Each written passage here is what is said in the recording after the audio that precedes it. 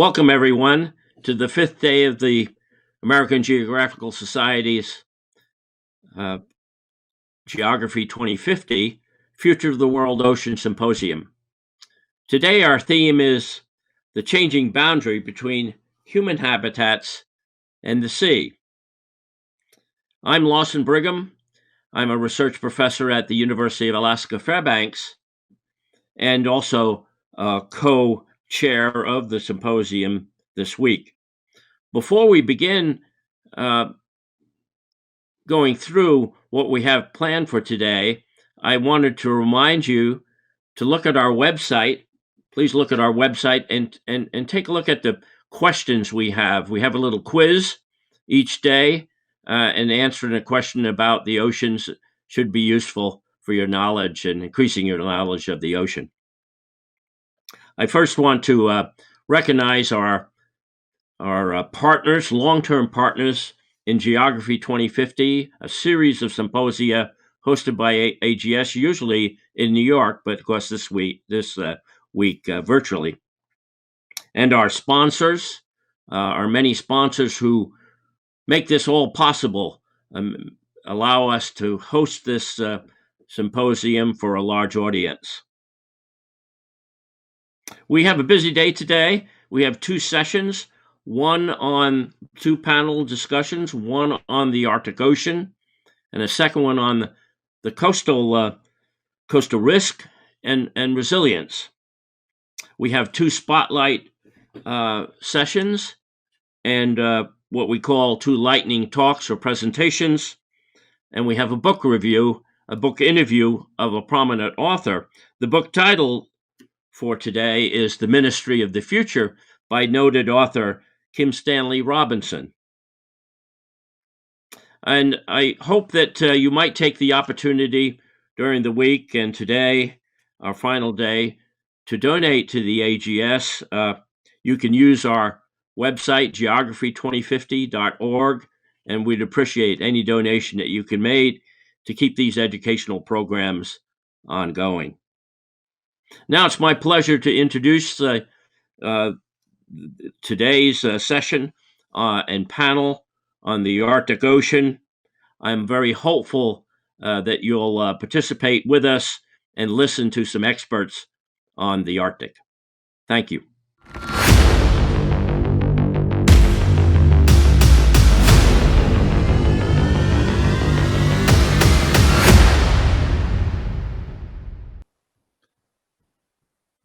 Hello, I'm Lawson Brigham. I'm a research professor at the University of Alaska Fairbanks and also Wilson Fellow at the Wilson Center in Washington, D.C. Today's session is part of the Geography 2050, a symposium on the future of the world ocean. The session today is focused on the Arctic Ocean and the changes and complexities, policy, research, and multiple issues related to the top of the world. We have four experts with us. Vera Alexander is executive director of the Eskimo Walrus Commission.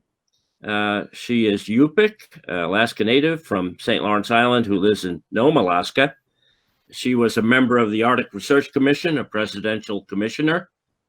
We have with us a lawyer and retired diplomat, David Bolton, who served in the State Department before his retirement as director of the Office of Ocean and Polar Affairs. And we have a research scientist, Dmitry Streletsky from George Washington University. He is an expert on permafrost and climate change at the top of the world. And finally, we have Dr. Mike Shrega, who is director of the Polar Institute at the Wilson Center in Washington. Mike is a former vice chancellor of the University of Alaska Fairbanks. The Arctic is under great change today. Climate change, globalization of the top of the world, multiple challenges for the indigenous people of the Arctic. And of course, we have geopolitical issues across the whole fabric of the place. We hope to cover some of these issues today and all of the changes that impact on people and the environment and the politics of the Arctic. The Arctic today is, in fact, one of two of the most peaceful places on Earth. It's the Arctic and the Antarctic, where we have extraordinarily peaceful cooperation among all of the countries of the world.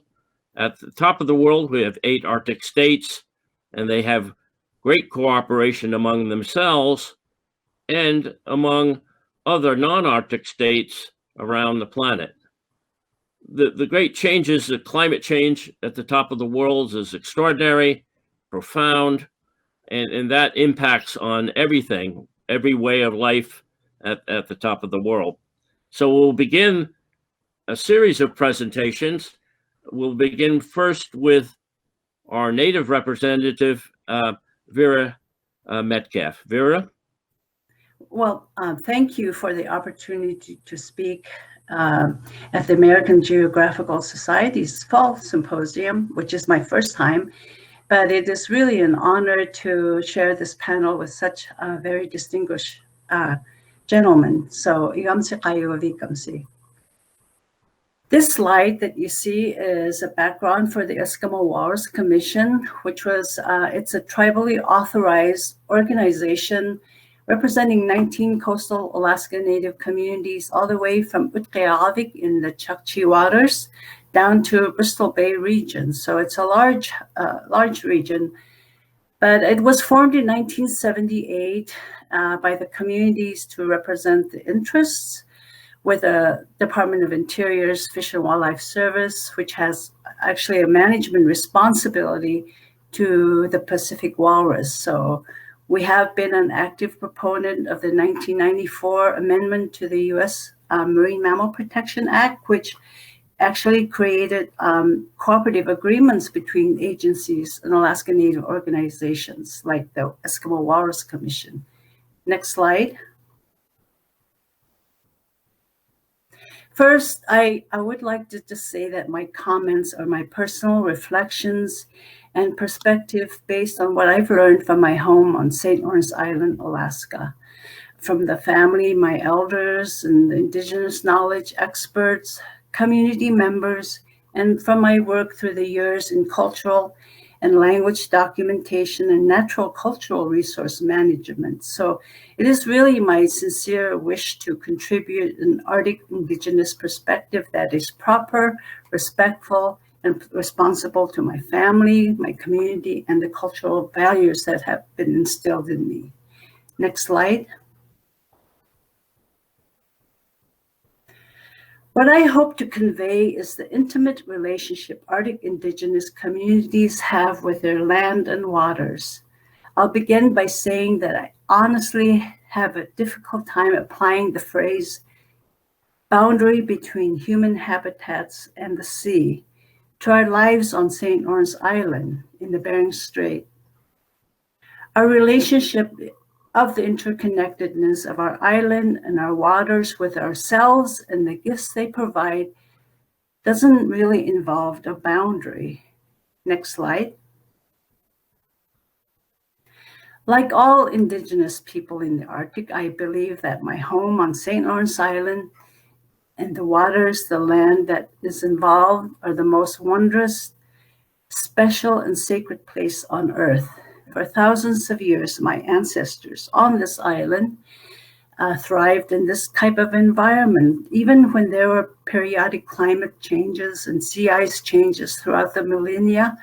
The variety and quantity of these natural resources sustained us. So this lifestyle continues today. Next slide. Our coastline is intimately familiar to us. Each point of land or rocks, bay or cove, cliff face or beach, stream or lagoon is named as our traditional camps and old village sites on St. Lawrence Island. Each of these carries a story that continues to build and add to our Indigenous knowledge observations, the wind, the currents, or updates and changes to landscape and landmarks for safely traveling in water, by boat in stormy, rough waters, or by snow machine in winter whiteouts. Many spend much of our summers at family camps, which have been used for generations, when the next generation learn things like where fresh water is found and where greens and berries grow. We also have to learn to respect the sea and to understand its dangers. Next slide. However, for us, this was only part of our relationship with the sea. With the arrival of colder temperatures and north wind, the shore ice moved in. It had the same effect as the increasing blanket of new snow does. It covers and quiets the restless waves and transforms its surface into a relatively stable way to reach seals and fish. It also offers a more direct trail, depending on its condition around the island, to access other areas much more efficiently. As currents and winds open water beyond the shore-fast ice, like this picture shows, hunters are able to safely bring their boats and gear and leave their transportation, whether dogs back then or snow machines now. Launching and retrieving boats from shore ice is relatively safe and easy compared to rocky gravel beaches. Next slide. Safety and stability of sea ice is very important, even as it begins to break apart and retreat north. It calms the ocean wind-driven waves and provides the perfect platform for finding, harvesting, and safely butchering seals and walrus. The shore ice is the most efficient place to butcher big animals like this bowhead whale, if it is thick and strong enough to support the big amount of weight. Spring hunting season remains the most critical time to our communities to find some sense of their food security, and it greatly depends on the complex interaction between the quality of the sea ice, the wind direction and strength, general weather conditions, and the various marine mammal migration timing and location.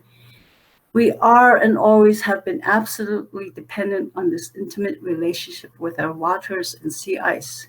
This is the strength of our communities, a profound connection and absolute dependency on the gifts given to us from the ocean. Traditionally, there was no boundary. Next slide. However, as many know, changes are happening incredibly fast in the Arctic and in such a fundamental way as our sea ice. The impact on our world is overwhelming. These changes are not just an interesting research topic, they represent an unsettling shift in the traditional rhythms of our communities. We have experienced avian cholera and many other unusual events in our waters, and of course the collapsing Bering Sea, what they call the cold pool, that threatens the existing Arctic marine ecosystem that we depend on. Next slide. This new thawing Arctic presents too many changes for our communities to list here. It is allowing strong southerly storms to erode our beaches, steepen our banks, disrupt our infrastructure with long periods of freezing open spray, and flood our airports. It is melting permafrost that alters our landscape and landmarks, collapses our meat cellars, and causes never-ending problems for the foundations of our buildings and homes. Next slide. And perhaps even more significant are the ways our cultural practices are being impacted. The traditional hunting seasons are dissolving and blending together with hunter safety, becoming an increasing concern. We are traveling further with less sea ice and with what seems like more disruptive weather during our hunting trips. Next slide. Marine mammal hunting is a communal effort within our families out on St. Lawrence Island and clans, combining whatever resources and manpower to effectively, properly, and safely send our boats out, often for many, many hours, and many miles to harvest whales, walrus, or seals. This involves extensive cultural protocols, such as composition of boat crews, apprenticing the next generation, as this young man is doing in this picture, and sharing the harvest. And my final slide. Next slide. So while our natural world is acting strangely and the traditional rhythms of our lives are unsettled, and although it seems that we are now struggling against our land and waters and are often not in balance with them as before, our communities will continue adapting our lives and relying on our indigenous knowledge to maintain our relationship properly with our world and the gifts it provides. As an accomplished, knowledgeable elder tells me, we are still here in the Arctic doing what we do. So he does not see a boundary with a sea because it is where our food comes from. Thank you very much. Hello, everyone. I want to thank the American Geographical Society for inviting me to be with you today. At the top, Lawson mentioned that the Arctic is a peaceful part of the planet.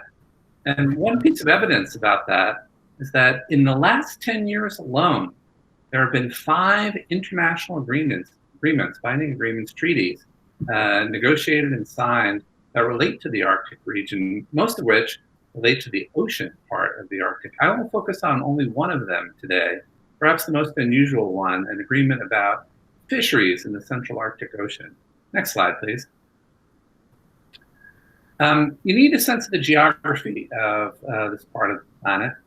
Here you see the Central Arctic Ocean. It is rimmed by 5 countries, Alaska, Canada, Denmark because of Greenland, Norway, and Russia. You'll also see in the middle of this a thin red line. That is the line in the Central Arctic Ocean that is 200 miles from the nearest point of land in all cases. Why is that important? Well, on the outside of this line, each of the 5 countries have jurisdiction to manage fisheries in their respective zones, exclusive economic zones or fishery zones. But inside the red line, about 2.8 million square kilometers, no country has jurisdiction, and at least in theory, vessels from any country could fish in this area. Next slide, please. When it comes to fisheries, the Arctic is not actually a single region. The part of the Central Arctic Ocean that borders the North Atlantic is actually relatively warm and, from a fisheries perspective, quite productive. There are major fisheries in the North Atlantic heading all the way up into the Barents Sea. And there are international regimes in place to manage those fisheries, the most important of which is known as the Northeast Atlantic Fisheries Commission. And what you see on the left is a map showing various high seas areas beyond jurisdiction, in which this commission manages fisheries that take place there. And at the very top of that map, you'll notice it's cut off. So if you move to the right, you will see that the area of the Northeast Atlantic Fisheries Commission also includes a small piece of the high seas portion of the Central Arctic Ocean. But for the rest of that area, there is no fisheries management agreement in place. Next slide, please. The other side of the Arctic, the part of the Arctic closest to the Pacific Ocean, is actually quite different when it comes to commercial fisheries. There are no commercial fisheries of any significance north of the Bering Strait, either in the Chukchi or Beaufort Seas. And next slide, please. In that high seas area in the Central Arctic Ocean, here you see another map showing it, there has never been commercial fishing at any time in recorded human history. And that is because it has been covered by ice year-round until now. Next slide, please. Here you'll see 2 depictions of what Vera was describing in part, the warming of the Arctic and the receding sea ice. On the right, you'll see 2 pictures, one showing the sea ice extent in September of 1984 in the Arctic Ocean, and you'll see very dramatically different picture in September of 2012. Just look how much ice had melted away by then. And on the left, you'll see a chart just showing year by year in September and August. Actually, this one in August. The declining sea ice, and it does go up and down a bit, but you'll see for sure the declining trend. Next slide, please. In the United States, we made a decision about 10 years ago to prohibit commercial fishing in that part of our exclusive economic zone, north of the Bering Strait, north of the north coast of Alaska. You see the area in question. Why did we make this decision? We simply did not have enough scientific information with which to manage a fishery there properly. And soon after we took that decision, Canada made a similar decision for its area under jurisdiction, its exclusive economic zone to the east of ours in the Beaufort Sea, also essentially prohibiting commercial fishing for the time being. But of course, neither Canada nor Russia nor any other of the 3 states that rim this area have jurisdiction to control fisheries beyond 200 miles, which brings us to the next slide. Here, once again, you see that high seas area, the area beyond 200 miles from any of the coasts. And here in September 2012, you see just how much of it was uncovered by ice. And a portion of that area uncovered by ice is, at least according to our friends at Pew, considered to be at fishable depths, shallow enough water that in theory, commercial fishing could occur on the so-called Chukchi, Cap, and Plateau. And so in the United States, we were starting to get worried that vessels from other countries would come up through the Bering Strait and start fishing at mile 201. So we began a process that took roughly 10 years from beginning to end, first trying to persuade the other 4 countries in this region of the need to do something about this potential problem. And we ultimately agreed that what was needed was an international agreement that would include other countries whose vessels might be tempted to fish here. Next slide, please. And so the negotiation got underway involving those 5 countries, the ones in the Arctic itself, the Central Arctic Ocean, so-called coastal states, and 5 others: China, Japan, South Korea, Iceland, and the European Union. I was privileged to chair these negotiations. They took place, the actual negotiations on this treaty took place over about 2 years and wrapped up near the end of 2017. And here are the basic elements. There is this new treaty. It applies to that high seas area, the dark shaded area in the middle of Central Arctic Ocean. And it says there shall be no commercial fishing in this area for at least 16 years once the treaty enters into force. More on that later. It does permit very limited and tightly controlled exploratory fishing in that area based on rules that we still have to flesh out.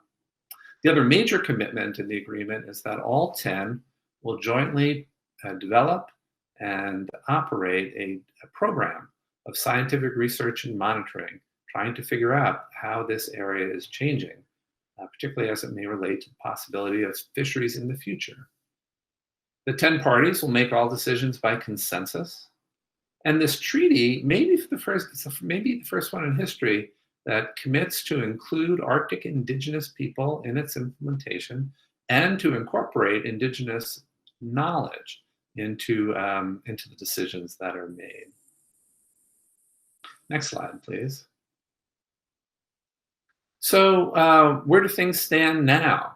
Well, I mentioned that the treaty was signed, the Central Arctic Ocean Fisheries Agreement was signed in October of 2018. All 10 of the signatories must ratify the treaty in order for it to enter into force. And I'm pleased to say that 9 of the 10 have done so. The only one that has not completed the ratification process as we sit here today is China.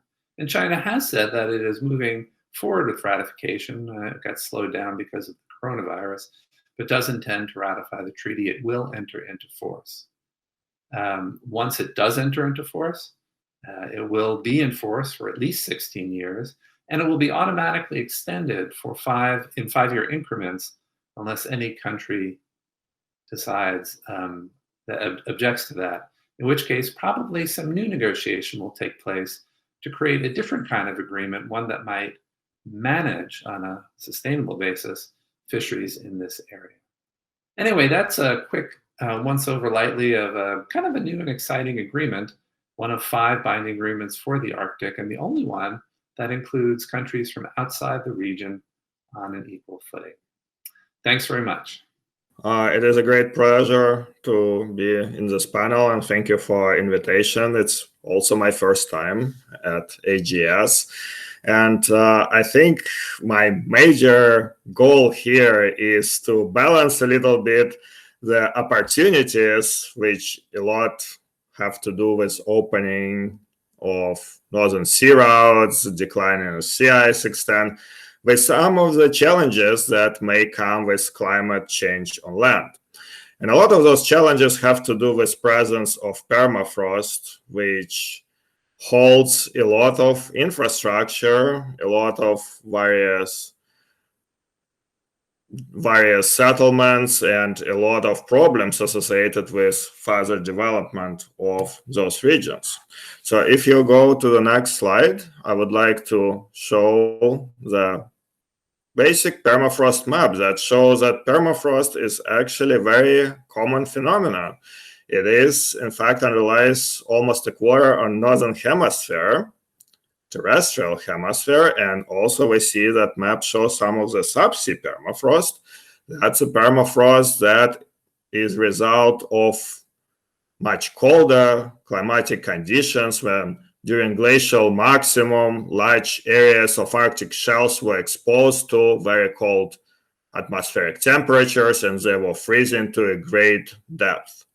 So as moving to interglacial period and over the last 10,000 years, those areas was mostly under the water, but that permafrost remains to some extent, and that permafrost still holds a lot of organic material that was accumulated over long periods of time. What is interesting about this map is that permafrost is dynamic and it is changes. Some areas are almost entirely occupied by permafrost, shown here in brown. Those are areas of continuous permafrost. And lighter color shows areas of so-called discontinuous and sporadic permafrost. Those are areas which partially occupied. So the interesting thing about permafrost is that in many ways we think about it as permanent frost, which is completely incorrect. It is perennial, just like flowers that you buy at a store can be annuals and perennials. And that really changes our understanding of entire system because it is in fact very dynamic system. It is not permanent, it's perennial, and therefore it reflects changes in climate conditions and changes in development. Next slide, please. So changing climatic conditions, warming Arctic, which happens at a twice higher rate than elsewhere on the globe, declining sea ice extent, declining snow cover extent are, of course, very important considerations. But when we talk about changes on land, there is a very strong change in permafrost, which we call degradation. That permafrost degradation is a global phenomenon, but especially important and especially fast-moving process in Arctic. Permafrost degradation is, in fact, very challenging for global community because a lot of carbon that's been stored for hundreds of thousands of years being released and entering biochemical cycles, which further may promote warming of Arctic and globally. And also, and probably more important, that over short term, there are a lot of impacts that we already see and will continue to see probably to a greater extent by the mid of the centuries. And those are local and regional impacts, which include changes to ecosystems, habitats, infrastructure development, and subsistence economies. Some of those pictures I showed here include challenges with associated road infrastructure, pipelines, challenges that Vera already mentioned with ensuring food security of indigenous communities, which rely largely on meat sellers dug in permafrost. Those are problems associated with large infrastructure projects. You probably know about new emerging things such as this crater that is shown on the bottom of the slide. Those gas emission craters start to appear in 2013 in coastal areas of Siberia. And of course, the top picture on the right is oil tanks that just collapsed this spring due to especially warm climate conditions and permafrost in Norilsk, releasing 20,000 tons of diesel fuel into local streams. Next slide, please. So when we think about this connection between land and sea, of course, we think about cost. And as Vera mentioned, there is very sort of fusion of those processes. It is not abrupt transition in many cases, but what is problematic is that a lot of coasts are composed by ice-rich permafrost sediments, and due to considerable decline in sea ice extent, lengthening of open water, and increased wave activities and storminess, those coasts are disappearing very fast. So those are some of the pictures from Utqiagvik and from eastern Siberia, from western Siberia, that show very substantial, one of the highest, in fact, rates of coastal erosion, which are shown on this map in the center of the image.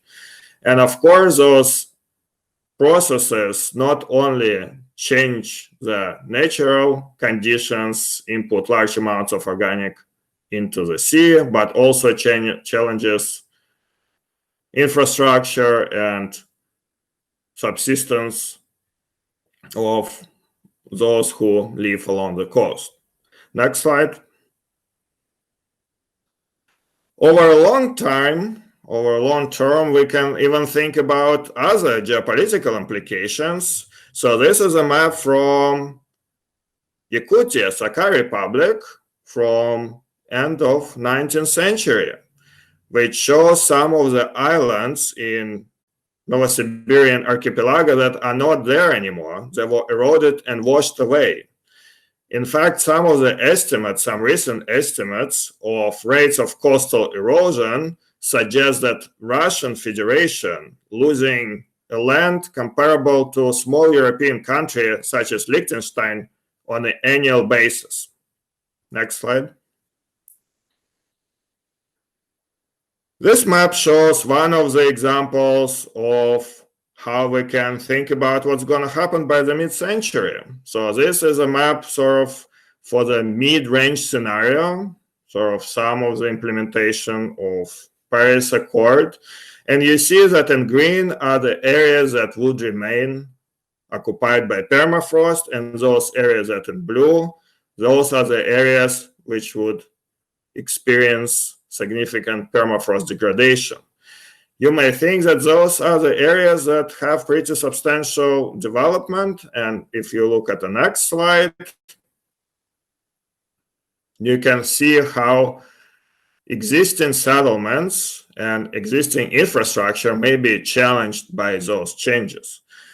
One of the major hazards associated with permafrost degradation is melting of ground ice, resulting in changes to topography, resulting in changes of accessibility of northern communities, because it had detrimental impacts on road and pipeline infrastructure. And another very important consideration is change in temperature, because ability of Arctic foundations to support structures largely depends on how cold is permafrost. Warmer permafrost is able to support less and less structural weight, leading in damages. So from this map, you can see that some of the areas which shown in red are hot spots which expected to see one of the highest rates of permafrost degradation. And a lot of those hot spots associated with areas of pretty substantial economic development. Next slide, please.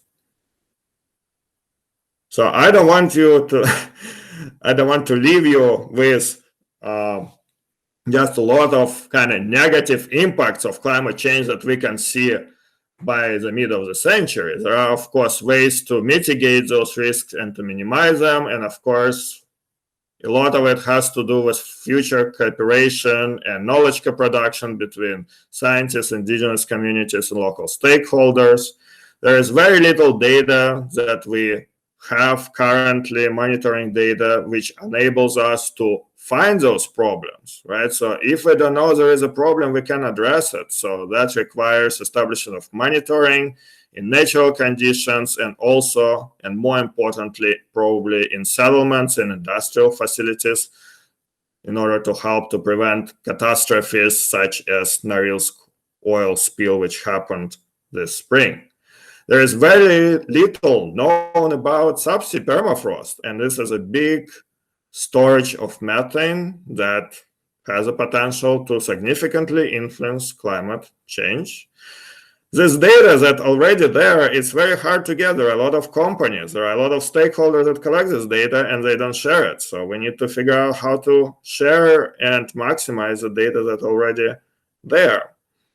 We critically need to have better projections, both climatic and socioeconomic scenarios targeting permafrost domain in the Arctic. Without that, we will not be able to find those hotspots. We will not be able to fully address those hazards and associated costs of development for 2050. Thank you. Well, I want to also thank my colleagues here on the panel for outlining many important issues and doing it so eloquently, and in Vera's case, so palpably, so viscerally, teasing out not just the issues at play in the Arctic, but how they impact the people of the Arctic.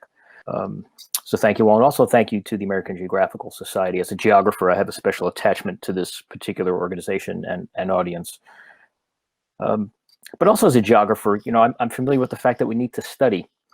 We describe, we research, we think about our relationship to landscapes, and there's probably no place on Earth that's shifting so much in terms of its landscape other than the Arctic. There are shifting contours to our Arctic, environmentally, politically, economically, socially, culturally, the security dimensions of the Arctic. And sometimes it's hard to describe all of that at play at one time, especially when you think about the issues that both Dave Bolton and Dima covered, how dynamic this region is, not just environmentally, but in all facets of life. Next slide, please.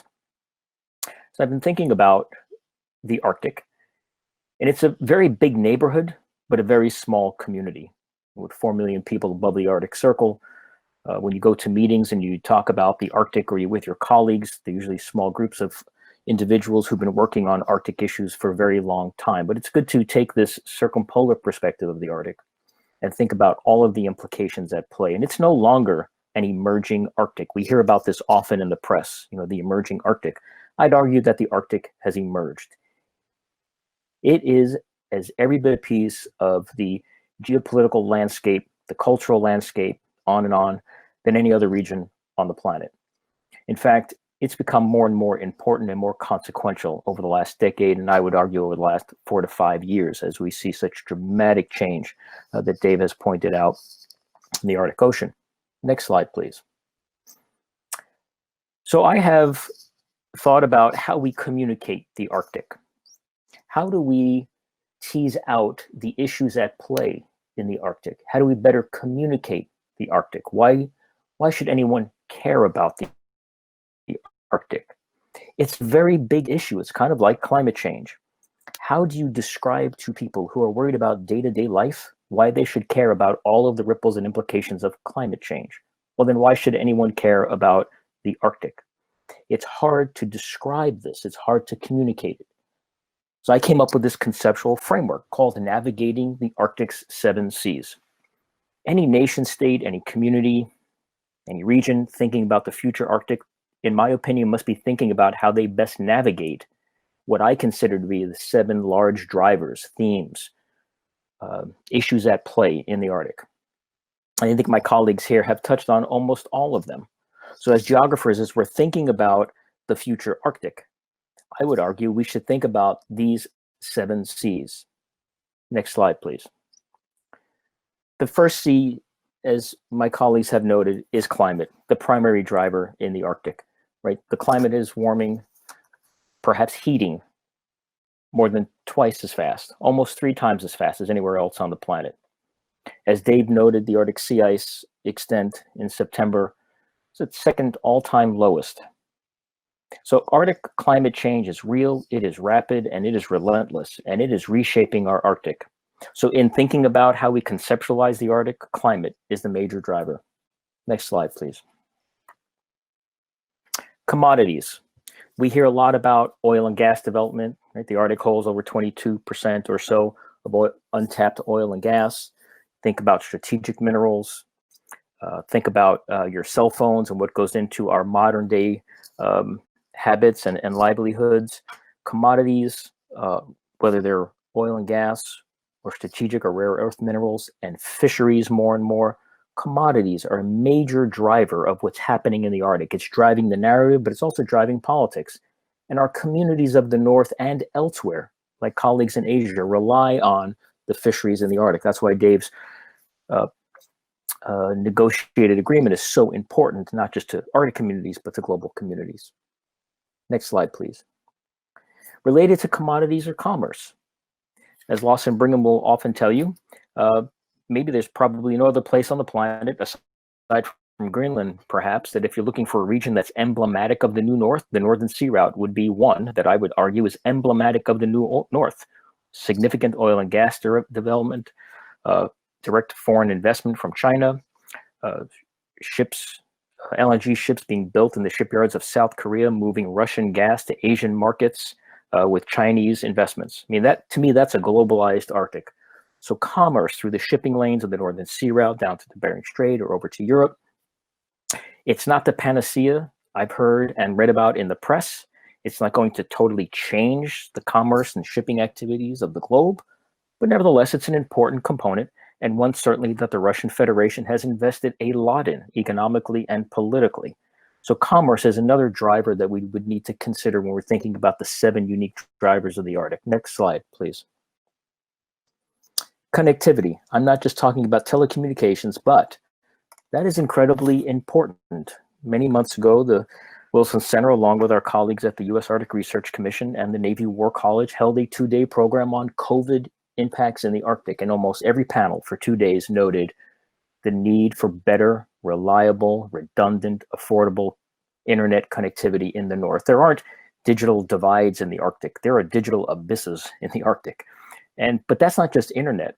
Drivers like ports and roads and rails and basic connectivity to support research, communities, education, on and on. To me, connectivity is a major driver as we navigate this new Arctic. Next slide, please.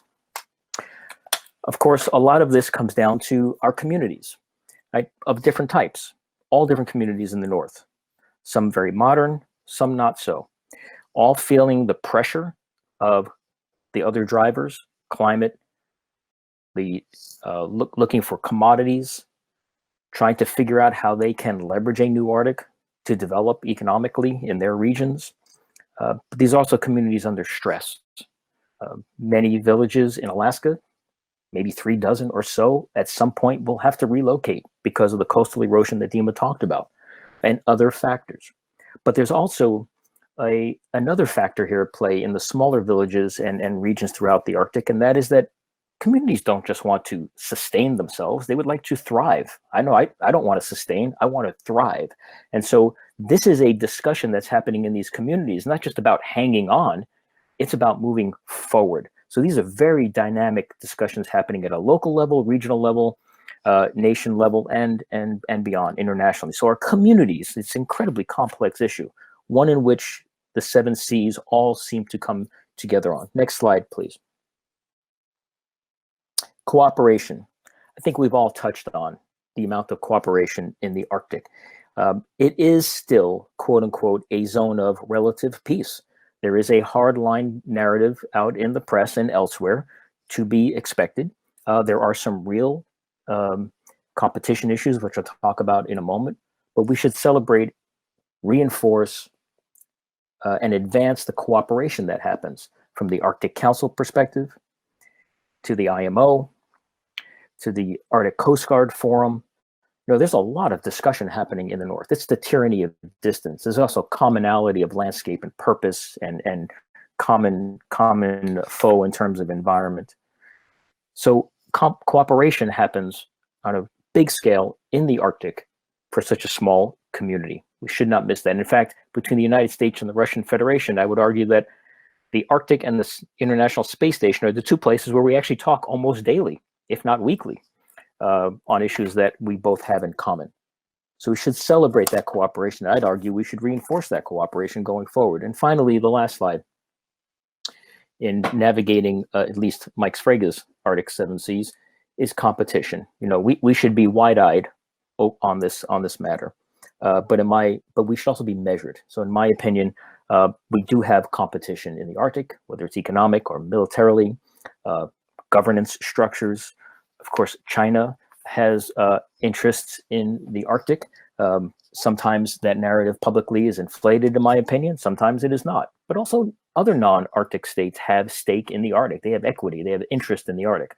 So there are competitions throughout the Arctic. I think collectively we need to measure those, look for areas that we can deconflict, understand better what nations are doing in the Arctic so that they all can be addressed in a manner where we don't come into a conflict. Just recently, the Russian Federation held a exercise in the Bering Sea, and we had Alaska pollock fishermen in the same region. Miscommunication could have impacted that encounter in a way that no one would have wanted. Both legally fishing within their legal rights, and the Russian Federation operating within their legal rights in international waters. But this conflict issue could become from a miscommunication. So for me, how we shape, how we live in, how we define, how we understand, how we put in perspective the future Arctic, to me, I use these lenses of the 7 Seas. At least it helps to conceptualize and to put into digestible buckets the different things at play in the Arctic. I will leave it right there, Lawson, and turn it back to you. Thank you. Thank you, everyone, for those great presentations. I think all of them show the complexity of the Arctic today, and point out all of the challenges that we have. I thought Mike's framework for handling this complexity is right on the mark. Multiple issues, all intertwined. Vera, I enjoyed your comment and your observation that that the human dimension and humans in the Arctic really don't have those kinds of boundaries that we're talking about, physical or political. It's a seamless relationship and linkage between humans and in this case, the sea for indigenous people. Could you comment a little bit more about that? Would you mind commenting? Sure. Well, we are so, I think, intimately tied in with the land and the waters in so many ways, because it allows us to, we know so much about what we have to harvest the marine mammals.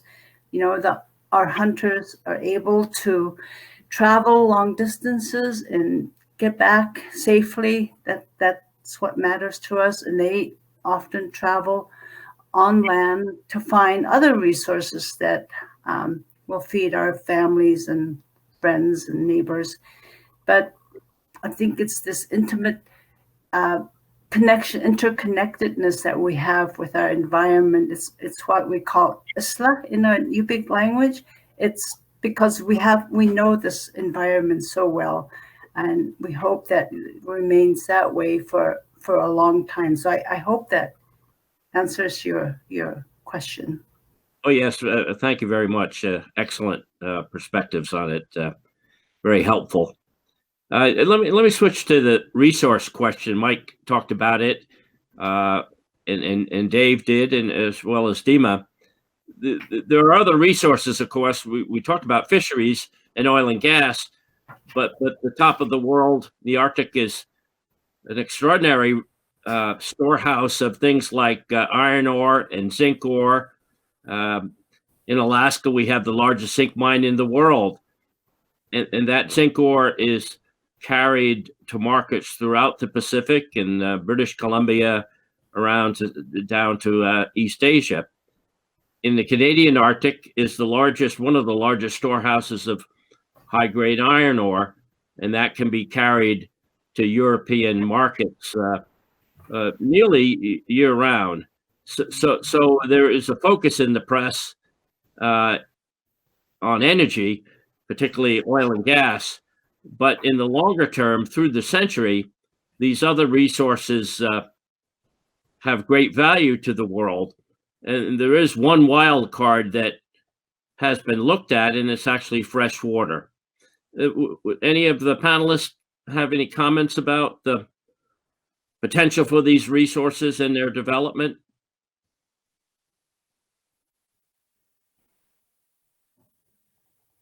Mike, anything to add to your C on commerce and development? Yeah, Lawson, I think you're right. I mean, the opportunities in the north for further development of resources that are more and more critical to daily life. I mean, the tech phase is fueled by rare earth and strategic minerals, and I think, well, obviously, commodity prices will drive a lot of the exploration in the north. And as the world looks to shift away from oil, more to natural gas, and then maybe more to renewables, we might be seeing, a shift in what happens in the north to the commodities you noted versus the traditional, quote unquote, traditional oil, gas, coal, perhaps.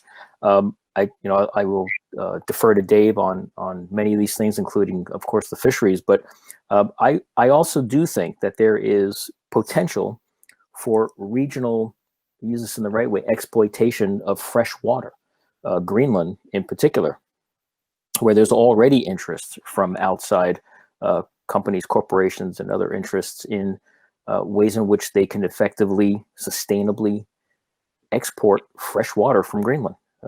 That this is not off the table and elsewhere. So I think you're right. I think you're seeing the portfolio expand, but again, commodity prices driving it, and shipping from any place in the north to any place south is quite expensive. Yeah, thank you, Mike. I think related to this topic is how the indigenous people of the Arctic, how will they share in this resource development? Of course, it's tied to every individual Arctic state, and how the mechanisms work in returning some of that development to the indigenous people. So it's an issue maybe not to be explored fully here, but it's a central issue for all of the Arctic states. Let me ask Dima about the trends that we see in climate change. What do you think the Arctic will look like in 2050 or beyond? What's your sense of these changes? Well, I think that we're pretty aware of the magnitude and direction of those changes. I think pretty much all models agree that it's going to be significantly warmer. And if you think about ballparking, it's probably 3.5 in high Arctic, maybe up to 4.5, 5 degrees. And those are very substantial changes. Those are changes as you move through entire state of Alaska from, Prudhoe Bay down to Anchorage, geographically. So those changes are profound and unprecedented, because we have pretty substantial records from ice cores, right? We have a lot of proxy data that allows us to reconstruct past environments and compare it to the present. And clearly, we don't see changes like that anywhere on the records that we are able to get, whether it's from observations or from proxies. So it is concerning. So Arctic will be warmer. With this, we will see, like with any change, some opportunities for probably development of transportation, tourism, accessibility of commodities. But with those opportunities comes a lot of responsibilities and challenges, right? So even development of coastal infrastructure will require a lot of attention to those disappearing coasts, right? So there are, a lot of pitfalls in a warmer Arctic, right? So generally, I think change is not a bad thing. The fast change, the change that's happening at a rate that you cannot prepare for, that's concerning. Yeah, I think you're quite right. The mitigation efforts won't be able to change the dramatic changes we have at the top of the world, being twice the elevation of temperatures. Global measures will be able to make some inroads, but perhaps not change dramatically the trends that we see in the Arctic today. Let me switch to the geopolitical world and ask Ambassador Bolton to tell us a little bit about the Arctic Council. I think people have heard about it. There's some misinformation about how it works, but clearly the Arctic Council is at the center of cooperation in the Arctic. Dave, any thoughts about the Council and its role? Thanks, Lawson. Yeah, I do. So for those who may not know very much about the Council, it was created in 1996. Its members are the 8 countries of the Arctic region: US, Canada, Russia, and the 5 Nordic countries, Norway, Sweden, Finland, Denmark, and Iceland. It has a unique feature in that it includes as permanent participants 6 groups of Arctic indigenous peoples from all parts of the circumpolar north. They participate in the Arctic Council in their own name and right, and not as part of national delegations. The Arctic Council focuses primarily on environmental protection matters and sustainable development, but it actually has a broader mandate and has served as a place where countries of the Arctic can negotiate agreements, for example, on search and rescue and oil pollution, scientific cooperation. And it has really started to shape the political agenda of the North. What began as a kind of sleepy organization in the mid-90s has evolved to the preeminent body dealing with circumpolar issues in the North. Every 2 years, 8 foreign ministers, including the US Secretary of State, meet, and they typically chart a path forward for the Arctic for the coming 2 years. The Arctic Council has its problems, lack of funding, and right now inability to meet in person. But I actually think it has potential to do even more in the future,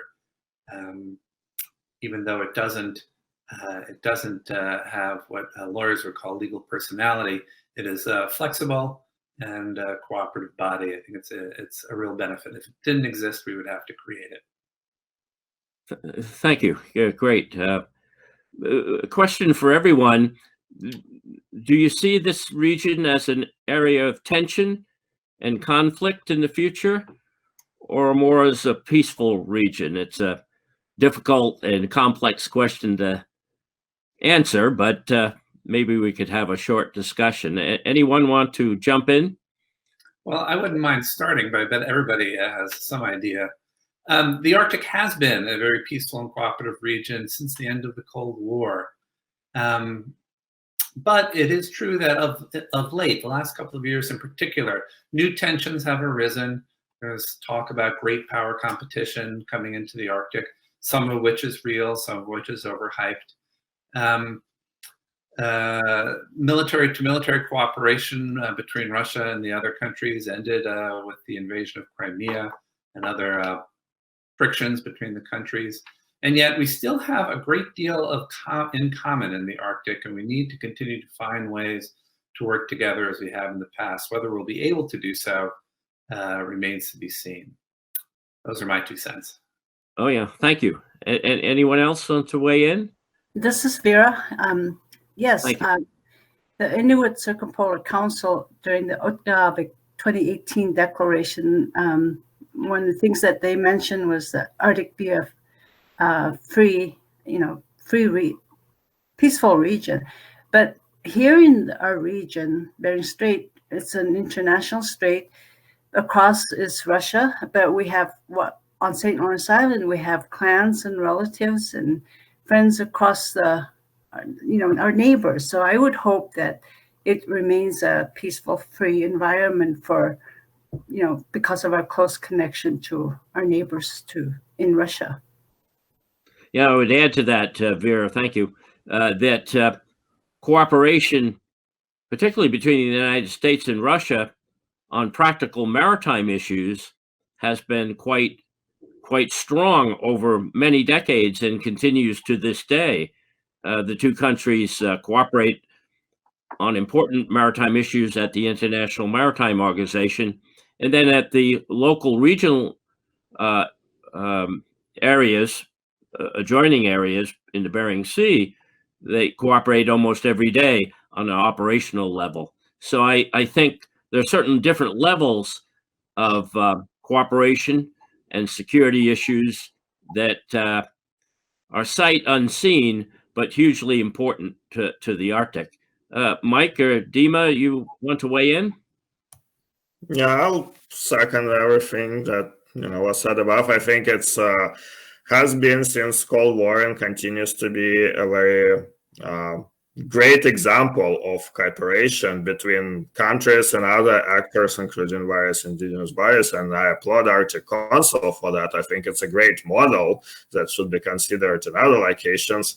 My only concern is a possible role of some external actors that are not sitting at the table, that are not having those discussions, whether it is permanent or observer states of the Arctic Council.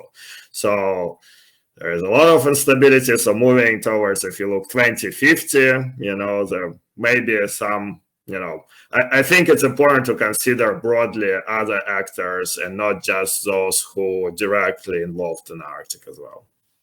Oh yeah, sure. Certainly a good point. It's that all of the non-Arctic states, everyone in the world other than the 8 Arctic states, that want a piece of the action, piece of the future, likely an economic piece, and access to the resources that are controlled very tightly by each of the Arctic states in very different ways. And each of the Arctic states has different rules and regulations, domestic law, to take these resources and use them to their advantage. So very, very interesting dynamic. Mike, are you still with us? Would you like to weigh in on this tension versus peaceful place we have in the future, the Arctic? Yeah, I would second all the comments made here. I think that's why it's so important for the cooperation to not only be maintained but also enhanced, as others have pointed out. Also, know that these regions are very different. What's happening militarily in the North Atlantic, in the Barents, is different. There's differences in terms of dynamics on the Bering Sea, Chukotka, Beaufort. Pick your favorite sea or ocean. These are very different things, and it's a projection of each country's sort of national stance, what each country is, what their motivations are, what their interests are, what their equities are. So I have used, many of you have known this, I've used this game analogy, which is not pejorative in nature, but if you're taking a look at what the actors are doing in the North vis-a-vis the competition side, the potential for conflict, in a lot of ways, it's an extension of their national interests, right? Russia, so much of their GDP and their exports come from the Arctic. And so, of course, they're going to protect their interests along the Northern Sea Route in a manner that we might perceive as being offensive. They might say it's defensive and protecting their interests. There are overflights. There are a lot of activities in the Baltic related to also connected to the North Atlantic and the Barents. China, has a very different thing. In a lot of ways, Russia is playing the game survivor. A declining demographic, an economy that's closed. It deals with the rest of the world, of course, but the closed economy with some significant challenges. China plays the game go. Long-term geopolitics, patience, economic influence. And the United States, again, not pejorative in my game analogy, plays Twister. We're all over the map, literally and figuratively, for a lot of good reasons, and maybe some would argue not so good reasons. But we have our own equities here, where we're looking out the South China Sea to the Baltics to the Mediterranean, and so it's an extension of who we are. The Arctic now is part of that, and that's why many of us have cautioned on the narrative of conflict. These are manageable through communications, often and a lot of interpretations through communication. So I would balance these. What gets the press, of course, is the conflict side, which I totally understand. I think everyone should be vigilant, diligent, eyes wide open. For China, the Arctic is it's a small part of a bigger game. For Russia, it's part of their DNA. And for the United States, it's part of our national DNA. Thank you, Mike. I think on that note, we'll close the session. I will thank all of the panelists for great presentations and a great dialogue. And I wish all the participants a good day. Thank you. Thanks very much.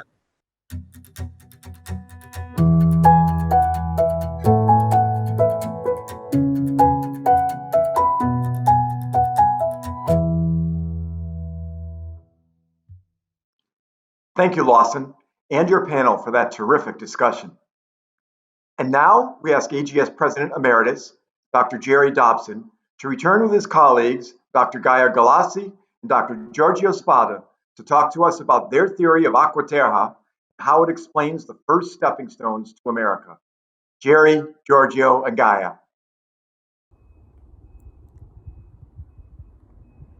Hi, this is Marie Price, President of the American Geographical Society. I do hope you've enjoyed these sessions on the changing boundary between human habitats and the sea. This is such an important theme, especially in the context of climate change. Thank you for being here. We're delighted to have you, and please consider making a donation. Any amount would be welcome, so that we can keep Geography 2050 available free of charge to our digital audience. Thanks again. Thank you, Jerry, Giorgio, and Gaia. I think all of us are looking forward to hearing more about Aquaterra in the future.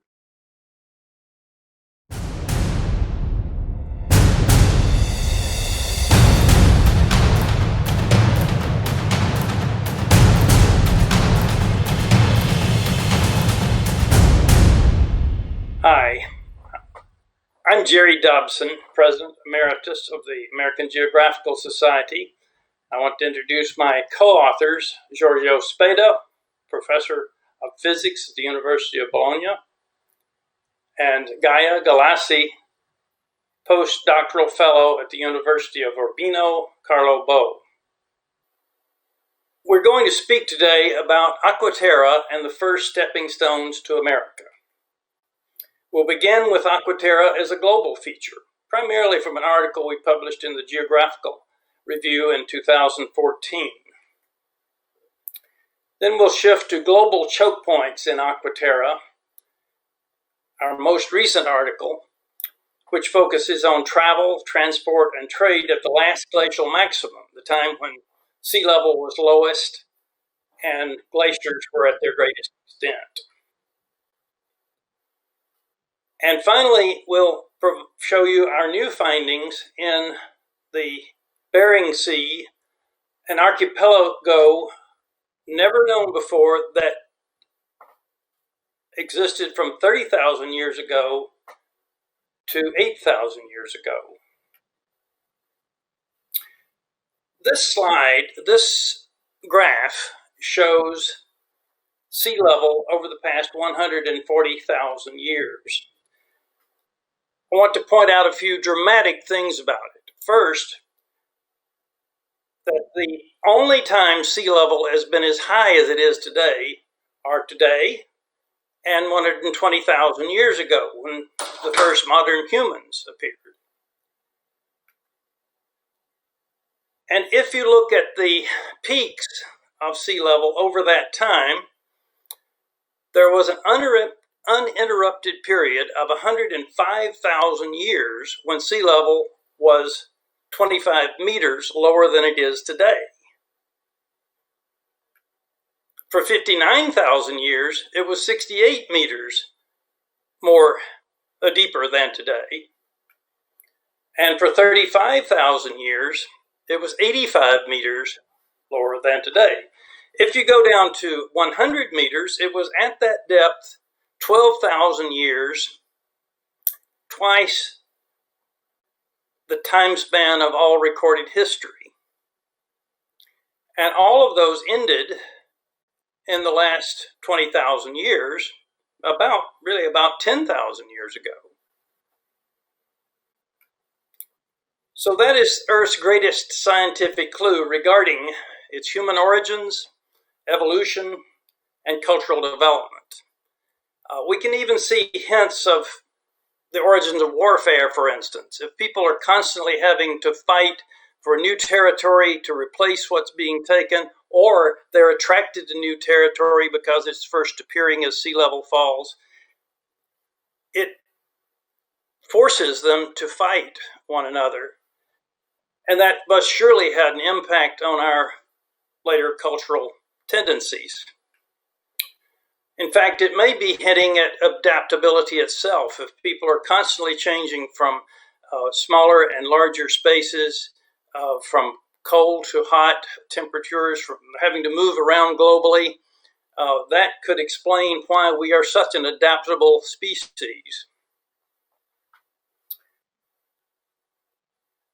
We've spoken of Aquaterra until 2014. Most people thought of it as regional portions. Here's all of Aquaterra. Beringia was known. Most people knew Beringia. Doggerland in the North Sea, Sundaland, Sahul, those were known. I suggested naming the entire feature Aquaterra to indicate that it is a global feature and that it is sometimes land and sometimes water. It is equivalent in size to South America. It is entirely flat, entirely coastal, mostly tropical. Hence, it would have been the best place to live during the ice ages. It is a vast global realm that is sometimes land, sometimes water, and sometimes coastal wetland. In the article, I urged scientific recognition of an existing, previously undefined and unnamed global feature. It is a physical feature. It does not need humans to justify its existence. However, it is the ancestral home of humankind. Aquaterra is the geographic equivalent of the Anthropocene. The Anthropocene is a time measure of when humans impact the Earth. Aquaterra is a geographic measure of how far they have affected it, the maximum extent. And I felt I had hit pay dirt with the name when I read this statement by a Danish blogger. The name, just say it out loud, savor the word. Sounds great, doesn't it? Tastes good, alluring, adventurous, puzzling. One can only be curious about what mysteries lie hidden in that name, I thought, when I read about the fascinating concept of Aquaterra. My brother and I, Jeff Dobson and I, felt that Aquaterra was so interesting, so important, so complex, that it needed some explanation in a narrative form. So we wrote 2 novels that would show in the modern book what it takes to find it and understand it. And in the ancient book, it shows people actually living in that ancient time and facing the global catastrophe of sea level rise. Fictional, of course, except it's based on real science. I'm going to turn the mic over to Giorgio to speak about glacial isostatic adjustment. Giorgio? GIA is a complex phenomenon that involves relative sea level change, absolute sea level change, vertical deformation of the ground, and also horizontal deformation of the ground. In these 4 cartoons, you can see a sort of summary of all these effects with emphasis in the left side to the sea level variations, and emphasis on the right side to the crustal deformation induced by glacial loading and unloading. So close to the ice sheets, we have the classical phenomenon of post-glacial rebound, but actually GIA is causing regional and global deformations, so that we will have sea level variations even far away from the load. The topography is affected seriously by this process, and in our modeling, our first target indeed is to describe these variations of topography through the whole period since the last glacial maximum. This is a nice view of GIA in which the interactions between the key elements of the systems are described. It is due to Clark et al. 1978. There is a mechanical interaction between the ice sheets and the solid Earth, but also some gravitational attraction, of course. And this also occurs between the ice sheets and the oceans and the solid Earth. In the bottom part of this triangle, we see another kind of interaction in which inertial variations are involved, so that there are also rotational effects of GIA, which will change sea level by changes in the centrifugal potential. So actually in GIA, Earth, solid Earth, ice, and the oceans are perpetually interacting in the sea level equation, which is a general equation describing this coupled process through surface loading, mutual gravitational attraction, and rotational effects. So in order to solve this triangle, so to mathematically address the problem of the sea level equation, we need at least four important pieces of information. The first one is the present day topography, which is a boundary condition for our modeling. We need to reconstruct the past topography of the Earth by means of the solution of the sea level equation with this constraint that fixes the present day topography to the eTopo1 model, which is shown in this figure. A second input that we need is a grid useful for the discretization of the sea level equation. And our grid, our preferred grid, is due to Tegmark and borrowed from astrophysics. It is a geodesic grid based on the icosahedron properties, and having the very important property of being equal area and constant resolution. So another input for the model describes the characteristics of the Earth structure, density, viscosity, and rigidity that vary with the depth. There are mechanical differences between layers in inner structure of the Earth that influence the response to ice load or unload at surface. The density is derived by the PREM, Preliminary Reference Earth Model, a one-dimensional model representing the average Earth properties as function of its radius. The same for rigidity. Both density and rigidity in general increase with the depth. Viscosity value, conversely, are higher in the transition between crust and mantle, then fall in the upper mantle and transitory layer, and gradually increase again in the lower mantle. A fundamental part of any GA model is the ice history. Extension and ice thickness of ice masses have changed in the alternation of glacial and interglacial conditions. During glacial period, ice masses reach their maximum extension, gray shadow, whereas in interglacial periods they melt to their lower extension, in black in figure. There are different ice chronologies that reconstruct the ice history since the last glacial maximum. In our GA simulation for Aquila, we have used ice 5G developed by Roger Peltier. For further analysis on paleotopography at specific location, we have adopted the ice chronologies progressively developed by Carl Lambeck and collaborators at the Australian National University, because it starts at 30,000 years before present. To model the GA component, we have to solve the sea level equation, the linear integral equation that describes the sea level variation associated to the glacial isostatic adjustment. To to use SELEN, a sea-level equation solver developed by Professor Spada and collaborators and freely available for use. The sea-level equation is obtained by imposing mass conservation within the system composed by the solid Earth, the oceans, and the ice sheets, keeping at the same time the sea surface equipotential. The resulting sea level variations are not uniform across the oceans for the effects of gravity and deformation, which are delayed as a consequence of the viscoelastic response of the mantle.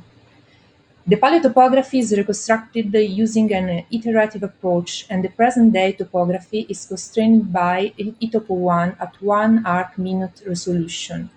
In the GIA runs, an icosahedron-based equal-area grid with a spacing of about 20 kilometers is employed, and the length of the integration time step is 500 years. The figure represents the paleotopography at the last glacial maximum obtained solving the sea level equation, the global ice thickness distribution, according to the ice chronologist ICE 5G, is also shown. The application of the GA modeling has allowed the recomputation of Aquaterra, the bottom left frame in red. The extent of Aquaterra computed considering the dynamic effects of GIA shows lower values in respect to Aquaterra resulting from the static computation. The total surface of dynamic Aquaterra is 17.2 millions of square kilometers, compared with the 22.5 of the static Aquaterra, with a reduction of about 23%. The rate of change, the red dot curve in the left frame, clearly shows how the extent of Aquaterra is strictly correlated to ice dynamics. In fact, the strongest reduction of Aquaterra surface have occurred in correspondence to the so-called meltwater pulse event, acceleration in sea level rise resulting from rapid melting of glaciers that took place at 1411 and 8,000 years before present. The application of GIA models for paleotopography reconstruction has been then applied in other cases than now the Professor Jerry Dobson will show. In geographical review, we asked, what impact might the changing configuration of coast have had on local, regional, and global patterns of transport? We answered by comparing the global choke points of today with those of 20,000 BP during the last glacial maximum. A choke point is defined as a point at which surface transportation routes converge, with two major implications. Maritime choke points affect surrounding regions by funneling trade through narrow ocean route throughways. Choke points are vulnerable to control by a dominant nation or coalition of nations. And global choke points hold additional significance in that they channel transport and trade worldwide. Turn to any introductory world regional geography textbook and you'll see a list of preferred global choke points. The Isthmus of Suez will always be on it, the Strait of Gibraltar, the Isthmus of Panama, Strait of Hormuz, Bosporus and Dardanelles, Strait of Malacca. We felt that even though the Bab el-Mandeb at the southern end of the Red Sea is not normally listed, it should be. It's probably overlooked by its larger neighbor to the north at the northern end of the Red Sea. We added the Bering Strait because while today it's very broad, there were times when it disappeared. And the Straits of Sicily and Messina. I'll go through these very quickly now. There isn't enough time to spend much time on any one of them. Here they are in relation to Aquaterra. All global maritime choke points are either isthmuses or straits. There are certain general principles that we could rely on. As sea level falls, most straits become isthmuses. It falls far enough. But some are too deep, and therefore never become an isthmus. For instance, the Strait of Gibraltar never becomes an isthmus. It is too deep for that. It does narrow from 14 kilometers down to 10 kilometers at last glacial maximum. The Bab el-Mandeb drops from 25 to 5 kilometers, but never completely disappears. Another general principle is that as sea level rises, isthmuses and coastal plains become narrower. The existing isthmuses never disappear because they're too tall for that. They extend above today's sea level. You can look at this and readily see that the Strait of Messina is narrow, the Strait of Sicily is very broad, but they're both very shallow.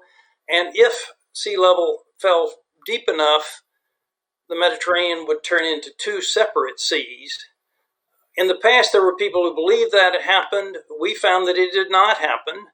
In fact, there is always, a sailor could always find 100-meter depth to pass through the Strait of Sicily.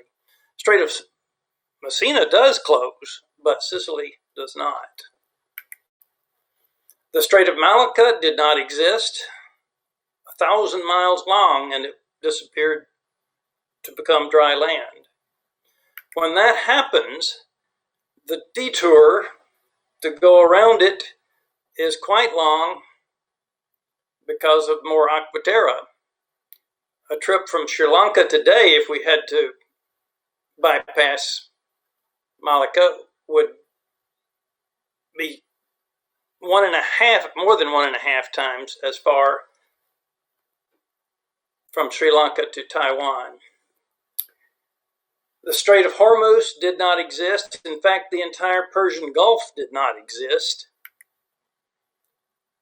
The Bering Strait did not exist, but what we found there is a cluster of islands, the ones that are in the southwest on the 20,000 BP map, outlined in red, scores of islands.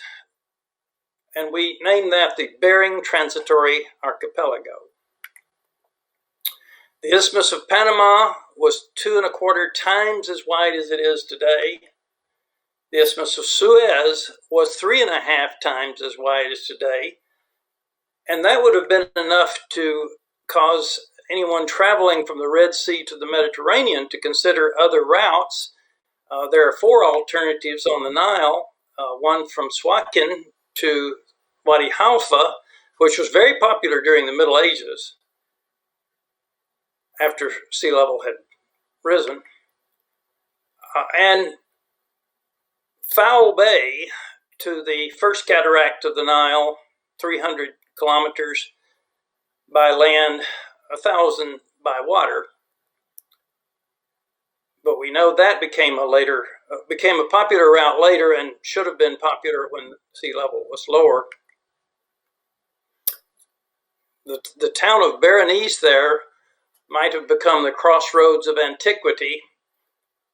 With sea level low, it would have been the central connection between the Pacific, Indian Ocean, and Red Sea world and the Mediterranean Sea, Atlantic Ocean world. The Bosporus and Dardanelles is a very complex situation. The Sea of Marmara is very deep. It remains as a lake with transshipment points at each end.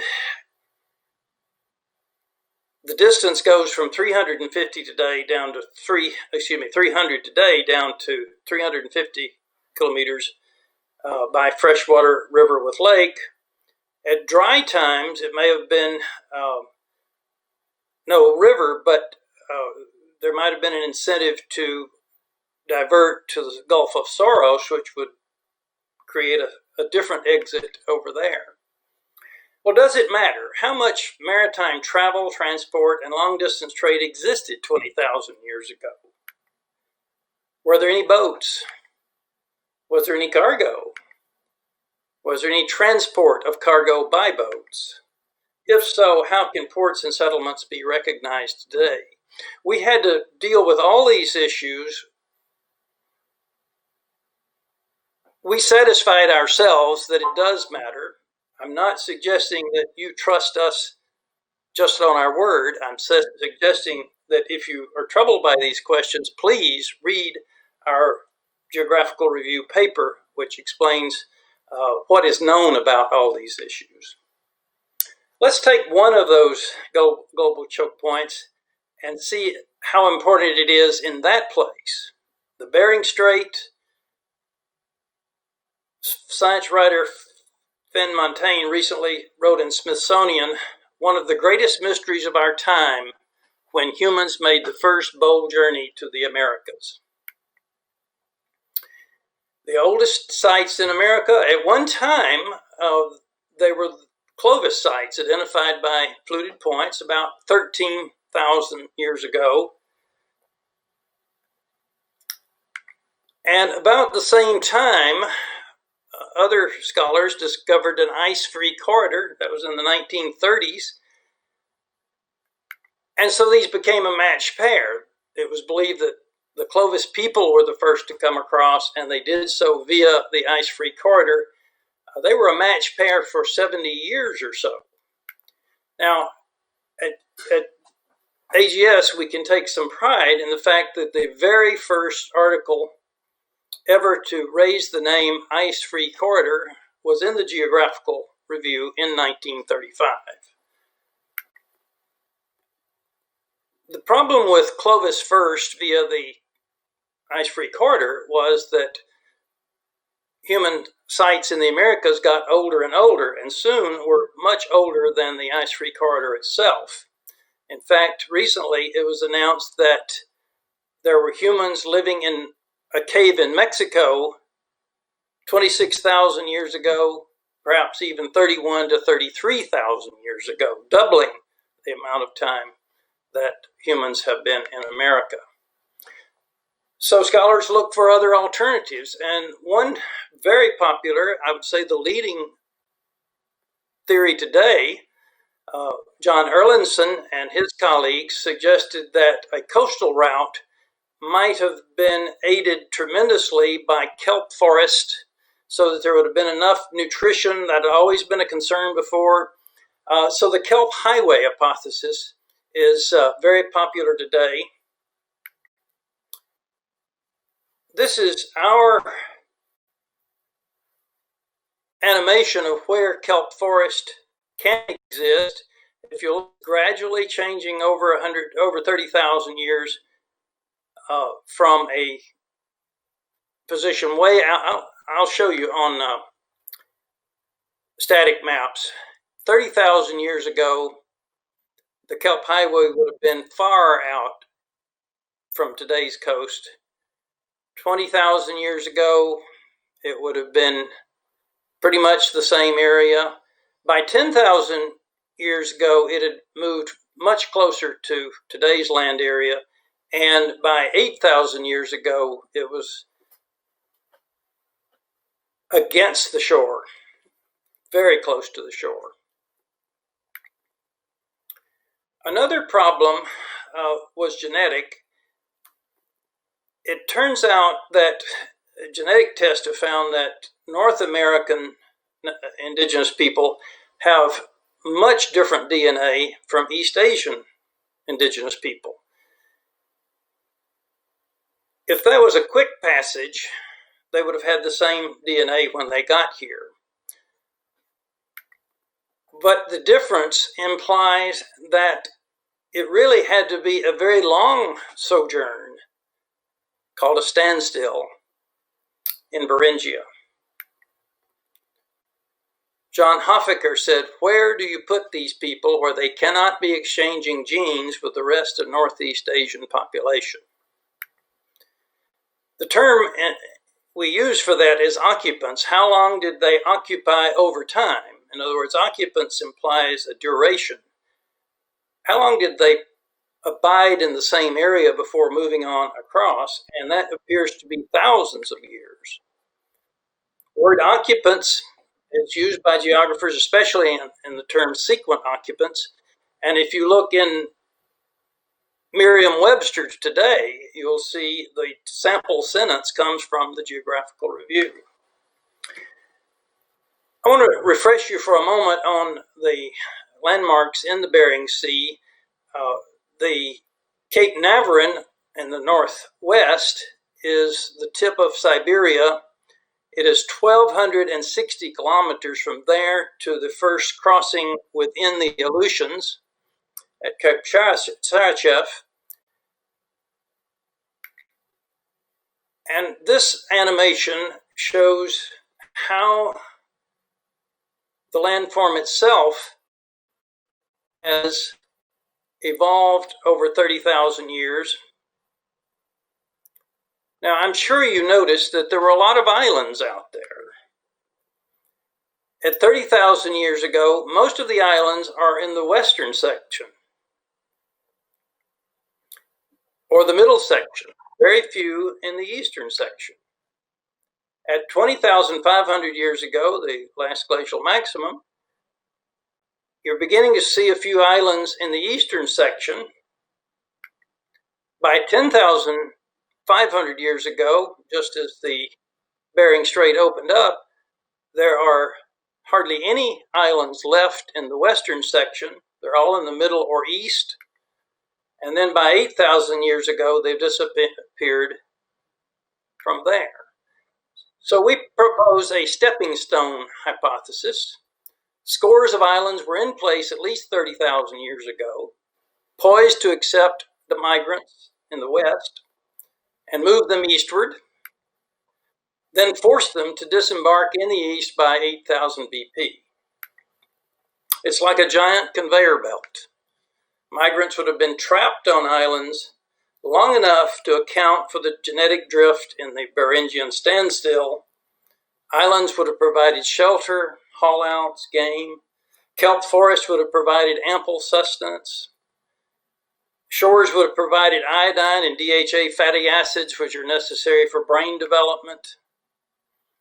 So our conclusions, Aquaterra is the key to understanding human geography, especially prehistoric and early historic time periods, populations and distributions, cultural development.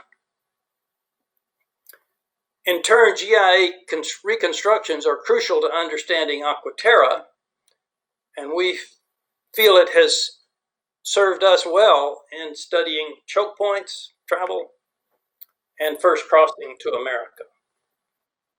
Thank you.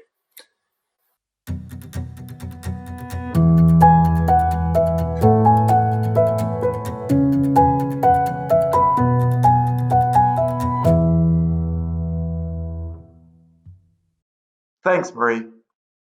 And now we are pleased to bring to you Dr. Elizabeth Mendenhall from the University of Rhode Island and Dr. Elizabeth Nyman from Texas A&M University to discuss the risks of rushing into seabed mining. Drs. Mendenhall and Nyman.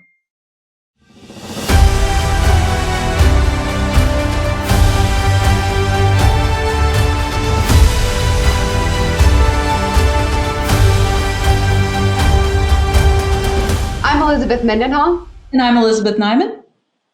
And our topic is international seabed mining, which is an activity that's on the verge of expanding in the shared parts of the ocean and requires very large capital investments. But there are also a lot of risks, and our message is that the organization that manages seabed mining may not be ready to prevent significant harm to the marine environment. Now, in the late 1800s, the HMS Challenger expedition dredged the Pacific Sea floor, and they pulled up a bunch of goo, but also clumps of minerals the size and shape of potatoes. We now call these things polymetallic nodules, and while the Challenger expedition discovered that they exist, we didn't know anything about their abundance or distribution until the 20th century. We now understand that these babies are spread across the abyssal plain. They contain gold, nickel, copper, iron, manganese, and it all precipitates out of the water column over millions of years. In the 60s, the mining industry got whipped into a frenzy over very optimistic estimates about their overall value, and that sparked fears that the rich countries would claim, exploit, and profit from this bonanza and wouldn't share the benefits. So the Maltese representative to the UN made a big speech saying that the seabed should be the common heritage of mankind. kind. This synced up with the movement for a new international economic order where developing countries wanted to make sure that international laws weren't rigged against them. The common heritage idea stuck, and it got built into the Law of the Sea Convention, which is the Constitution for the Oceans. So the dark blue area is called the area, and it's the common heritage of mankind, which means there's no sovereignty claims. It's only used for peaceful purposes. It's cooperatively managed, and we got to protect it for future generations.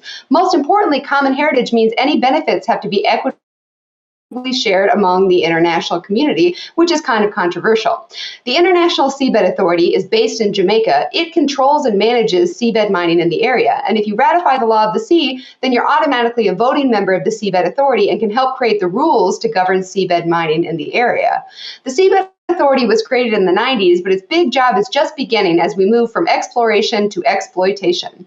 The Seabed Authority has issued 30 exploration contracts to 21 investors, including state-owned companies, international private companies working with state sponsors. China has the most permits, South Korea is number 2, the United States has none, and these exploration permits expire after 15 years, and they're starting to expire now. As you can see, exploratory mining in both coastal areas as well as the deep sea has already begun. This includes mining in and near ecologically and biologically sensitive areas. We're going to focus on one of these, the bright yellow dots in the middle, which is called the Clarion-Clipperton Zone and has a number of deep sea mining permits already established by the International Seabed Authority. The Clarion-Clipperton Zone is one that you can see is already very well explored or in the process of being explored, where each of these different little colored squares represent a different mining interest or different corporation or country.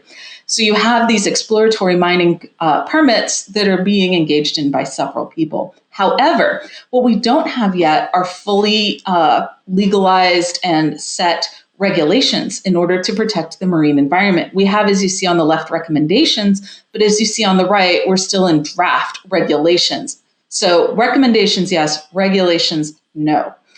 And we have some severe concerns about environmental problems and degradation that go along with deep sea mining. One of these comes from life on the seafloor, whether that's sedentary life that's attached to the seafloor or marine life that take advantage of the habitat that sedentary life creates, like this eel seen here. This is in a deep sea area, so you can get kind of an idea of what's out there. We also worry about sound pollution in the sense that we already know that ships create sound pollution that make it difficult for large sea mammals like whales to both navigate and to speak with each other using whale song. We don't have the kind of information yet that tells us how this will be affected by mining. What we do know is that we need to have regulations in place so that we're aware of the risks and we make the appropriate steps to protect the marine environment if we engage in deep sea mining.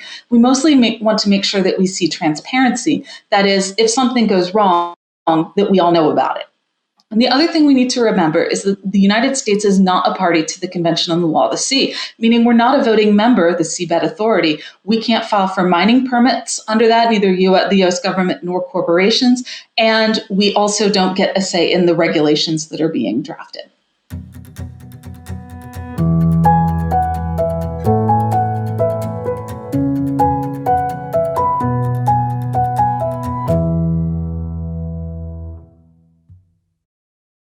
Thank you both for the great session. On behalf of everyone at AGS, thank you also to the many organizations who make this symposium and the yearly work of AGS possible. We are especially grateful to all the organizations this year for providing your support, even though we can't physically get together. Your recognition of the importance of continuing this multi-year strategic dialogue, be it in person or through technology, is important and necessary. This brings us to our second panel discussion of the day, Coastal Risk and Resilience. Our panel of world-class experts will be moderated by AGS counselor and professor of geography at the University of Alabama, Dr. Michael Steinberg. Mike is not only our moderator today, but he is also a widely known expert in human and environmental interactions. Michael, we're happy to have you and your distinguished panel.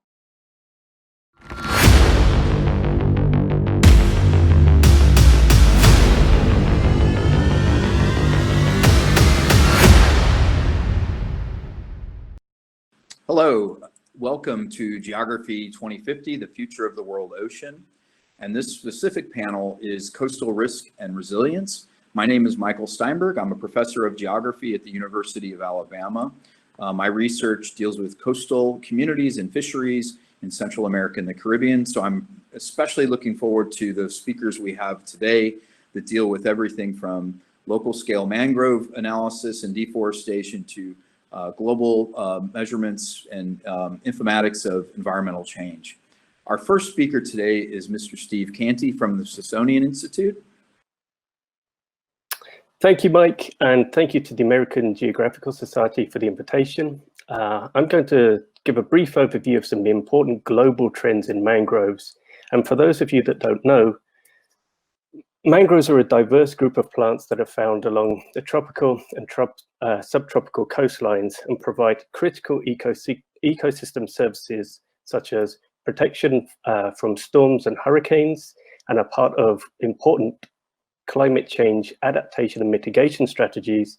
And they also provide nurseries to commercially important fish species, which provide livelihoods and food security to coastal communities. But despite their importance, we've lost between 50 to 85% of mangroves globally.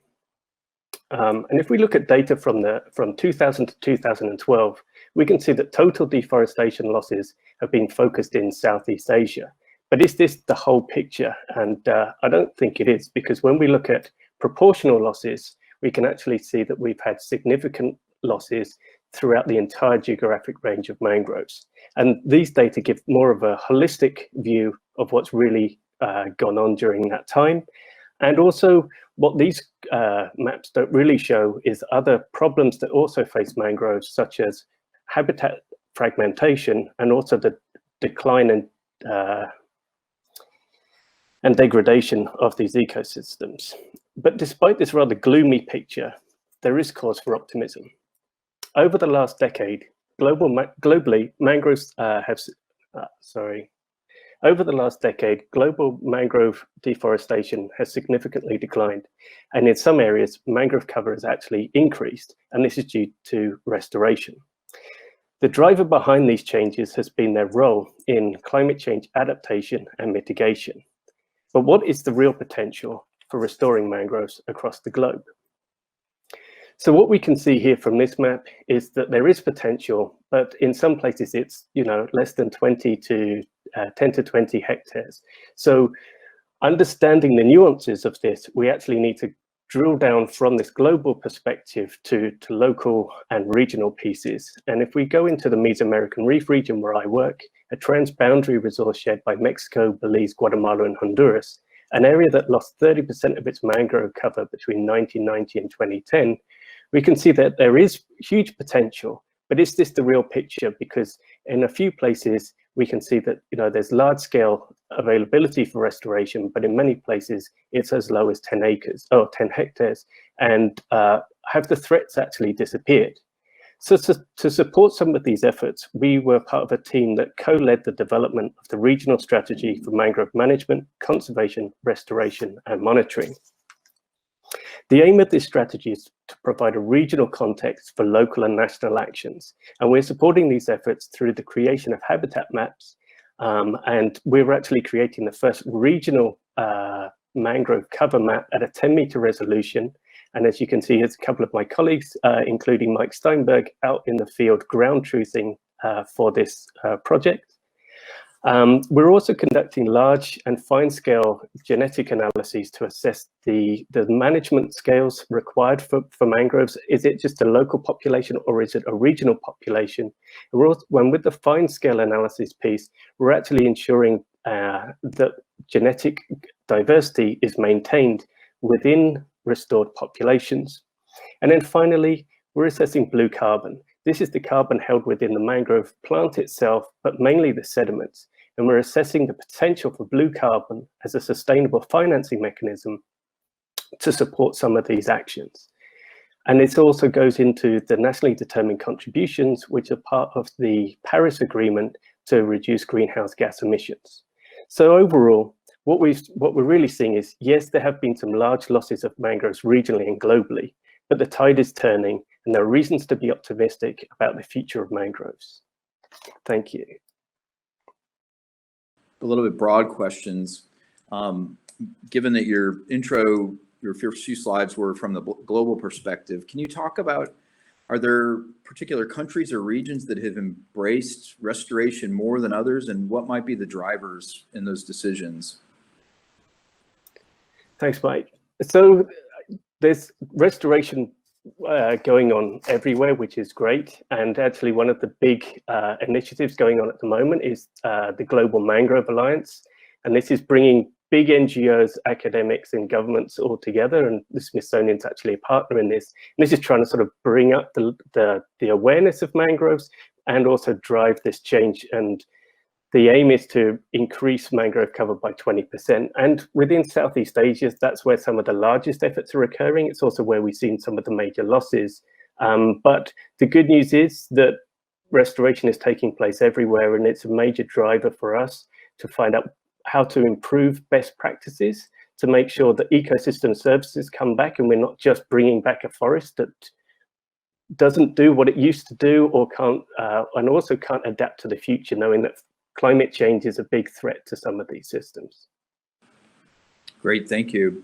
One other question. Having worked in mangrove ecosystems before, I know it's not as simple as just sticking seedlings in the ground. Can you talk a little bit about the dynamics of mangrove ecology that lend themselves to successful restoration versus just sort of piecemeal, again, just sticking seedlings in the tidal zone? So one of the big things that we're pushing, and we've got some great colleagues up in Mexico in UNAM and Cinvestav who have been pushing this more natural process for regeneration. And so a big piece of this is assessing the system before even planting. Planting is actually the last thing that you should do, because with any good plant, if you don't want it there, it's a weed. But the thing is that they will grow where conditions are good. So if we can look at the state of the hydrology, so the movement of salt water, but also fresh water into the system, and has that changed? How do we bring that back? Has the sediment changed? Do we need to just turn the sediments over to make them more a better climate for the seedlings to grow in?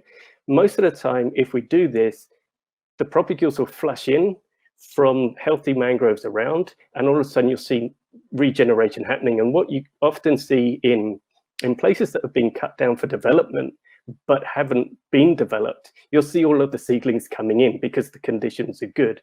So restoration in the form of planting, not that it's not needed sometimes, it shouldn't be the primary method. What we should be doing is looking at how to facilitate this secondary, more natural succession. And with that, we actually get more representative ecosystems to what they used to be. What we find is when you start planting, there's changes in genetics. We plant them more sort of like a forestry system, like we're creating a plantation, which doesn't represent what the system does. So if we can, natural regeneration is the best. And if really needed, planting comes in as sort of option B. Great, thank you. We have time for one more question. Can you talk about the role of local communities in some of the restoration efforts? Not necessarily just the physical labor, but are local communities incorporated in some of the planning and even sort of the environmental memory of what's been there, and so planning for the future? That's a great question.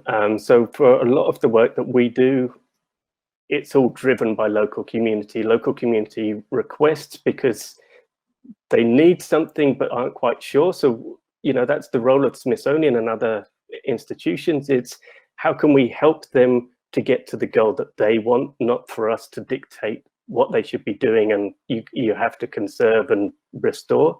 So yes, local communities are key and should be the ones leading it. And it's our role to facilitate that best action.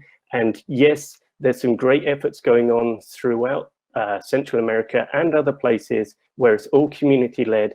And I think it's also our responsibility as well, not to just involve them in that initial process, but also to find out how they benefit from the the return of those mangroves? Are we creating the benefits that we promise? So are they protecting from hurricanes? Are they providing these fisheries? And I think by showing that these benefits do come and at what times, we allow to set expectations a little bit better, both for ourselves, but also for the communities, because there's no way that a newly planted or newly restored area is going to protect against a hurricane in the first few years. It can take, a good 10 to 20 years for a mangrove to reach a reasonable height where you would expect that. But it could give a fish nursery. They could start sequestering carbon, maybe not in huge amounts, but they could start water quality or water filtration. So there's many things that they can give. And it's really understanding that piece of that monitoring and evaluation for your success. Awesome. Thank you so much. I'm sure some of the other panels will have questions at the end. Thank you. Our next speaker is Dr. Alfredo Giron Nava. Dr. Alfredo Giron Nava is an Andre Hoffman Fellow at Stanford University's Center for Ocean Solutions and the World Economic Forum Center for the Fourth Industrial Revolution. Dr. Giron Nava's work focuses on the use of technology to support sustainable fisheries management and the reduction of illegal, unregulated, and unreported catch at a global scale. His previous experience includes projects for sustainable fisheries management in the US, Mexico, Canada, Palau, Solomon Islands, the European Union, and a series of studies at a global scale. Welcome, Alfredo. Thank you very much, Mike, for that introduction. The title of my talk is Fishing Humans, Tales Only Maps Can Tell. And let me start with a question. What have maps taught us about global fisheries? Just as an example, we have known for a very long time that fisheries have reached their maximum, at least since the 90s. And ever since, they have been decreasing slowly and steadily. But it wasn't until we looked at a map for the first time, for example, here in the 1950s, where the red areas indicate where we used to fish most intensively. It wasn't until we looked at this map and we compared it to the map in 2005 that we understood that maybe we are running out of space for new places to fish. So that trend finally starts making sense. Another example is that we know that international markets put a lot of pressure on ecosystems worldwide. But it wasn't really until we put it in a map, in this case, how sea cucumber fisheries expanded from Japan from the 50s to the 90s, that we understood that radial expansion, not only of the market, but of the collapse of different stocks worldwide, here in red, the overexploited ones. And so when I think about this, I look at the new technologies, I look at the new capabilities that we have, and I think, wow, this is the first time where we can really look at all of this in a map and understand our total fishing effort, our global footprint, almost in real time. And this is only possible because of the spatial components. So because of that, I always try to think about, like, what part of the story are we missing? What is it that we could understand a little bit better if we looked at it geographically? And so let me just give you a little bit of my background. I am from Mexico. I had the luck to work in the Sea of Cortez, the beautiful Gulf of California. Although it has one disadvantage, the underwater landscapes and those amazing sunsets are really difficult to work with and to focus. Well, that was intended to be a joke. But the thing that I really want to say is that this is a place that is not only beautiful, but where fisheries are deeply, deeply ingrained into society. They have a very high cultural value. And it's not only that they support tons of families, but also that they are interesting because they are not always easy. It's not an easy activity. Fishers have to live far away from home, sometimes fish depleted stocks, and not make a lot of money, apparently. And so one of the things that we have known for a while in the Gulf of California is that both the mean trophic level and the maximum size of fish in the region have been decreasing for a while, at least 5 decades now. And what this means is we are just running out of big fish. And so at the same time, the number of nets, boats, and fishers has been increasing almost in an exponential way. And not only that, but the Mexican government has been actively pursuing this as a goal to expand our fisheries capacity, with the idea that by having more fishers in the water and assuming that the ocean can keep providing, we can employ more people. And even though that might be true, there needs to be a deeper analysis on like, how will this really play? And so following that line of thought of like, everything looks better in a map, during my first years of research, I tried to do a map of fisheries in the Gulf of California. And so basically, we took aerial surveys. We went with airplanes taking photos of every boat we found. And then we took satellite imagery and had research assistants count the boats in each pixel. And then we came up with this map of the density of fishing boats throughout the whole region. And also, unsurprisingly, what we found is that the places with the settlements, the big cities, Mazatlan, La Paz, Guaymas, are the ones that have the most fishing. And then the question to me becomes, okay, what does this mean back to the community? What does it mean to those fishers that already have depleted stocks? What does it mean for them and their families? And so taking it a little further, here you can see different regions in the Gulf of California started from low population to high population, and then the average income of fishers per month. And what you see there is the poverty line. The thing that I want to highlight is that the higher the population, the more prone they are to be below poverty levels. And so this has sparked me a couple of questions about like, okay, that expansion of fisheries and that promotion of more permits, it doesn't seem like it's well supported. But well, while we keep working with the Mexican government, I saw this invaluable opportunity to become an ethical geo fellow last year. They were looking for projects. The American Geographical Society was looking for projects that wanted to use geographical information to say something about the cultural and ethical implications of data. And just gave it a try, pitch a project, trying to sell the idea of creating a similar exercise to what I did in the Gulf of California, and trying to map the status of fishing communities around the world, particularly related to their income and how it compares to national poverty levels. And this is the result. What we found is that places in orange are places where on average fishers are below their national poverty line. You can see Mexico is one of them. But one of the things that I want to draw your eyes to is this region of the world, where arguably, many of us will agree that they are some of the most dependent on the oceans for their income. And so this is just a project that is still going on. It still has a lot of potential to keep developing. And where I want to close with is that now I have really started transitioning from this question about what have maps taught us about global fisheries to how can we use this information to inform sustainable development that considers both the environment and people.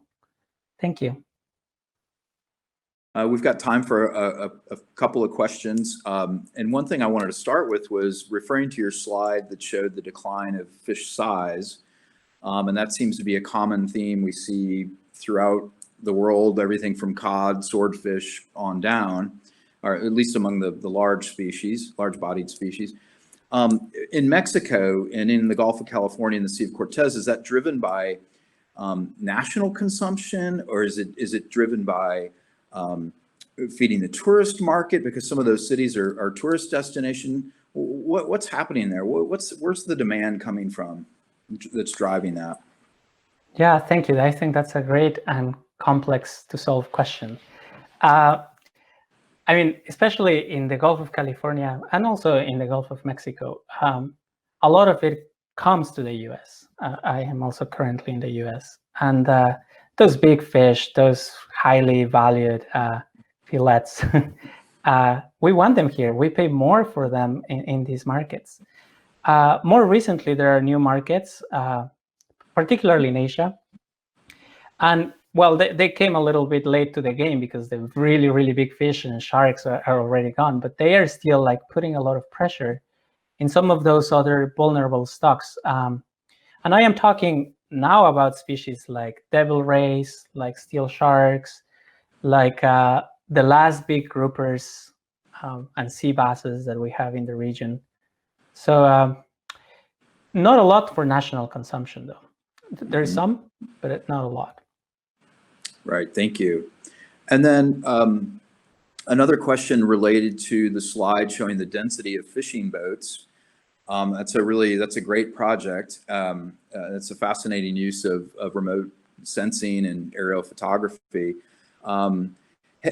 Is the local government or national government even interested in that sort of data so that they might be able to better manage the spatial distribution or the permit system, or is it more just a free-for-all sort of classic tragedy of the commons? Yeah, that's another. We have tried to work with them, and we have tried to say like, okay, here are the places where it could require some attention. It's difficult, not only because of the licensing permits, the licensed fishers, but also because of all of those that are not licensed. Our study didn't separate between those two. So even though national policies are updated every 4 or 5 years regarding the effort in the water and like how to assign permits, there's a legacy to all of this, and it's really difficult to enforce. So the work now is starting to become more a little bit of a grassroots kind of work in which fishing communities get educated and say like, okay, what can we do as a community to really have strategies and biologists in our communities and so on that can help us inform sustainable practices.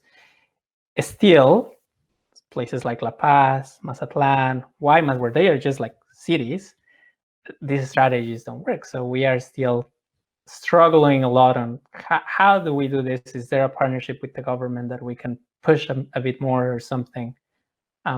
Yeah. Awesome, thank you. And we'll return to a couple of these issues at the end among all the panelists. Thank you very much.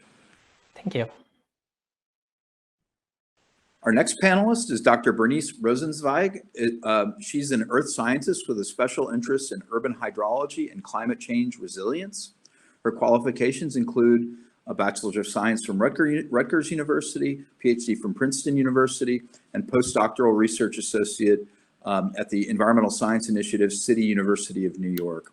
She's an author of articles on green stormwater infrastructure, adaptation to extreme rain, pluvial flooding, ecosystem-based nitrogen regulation, and resilience indicators.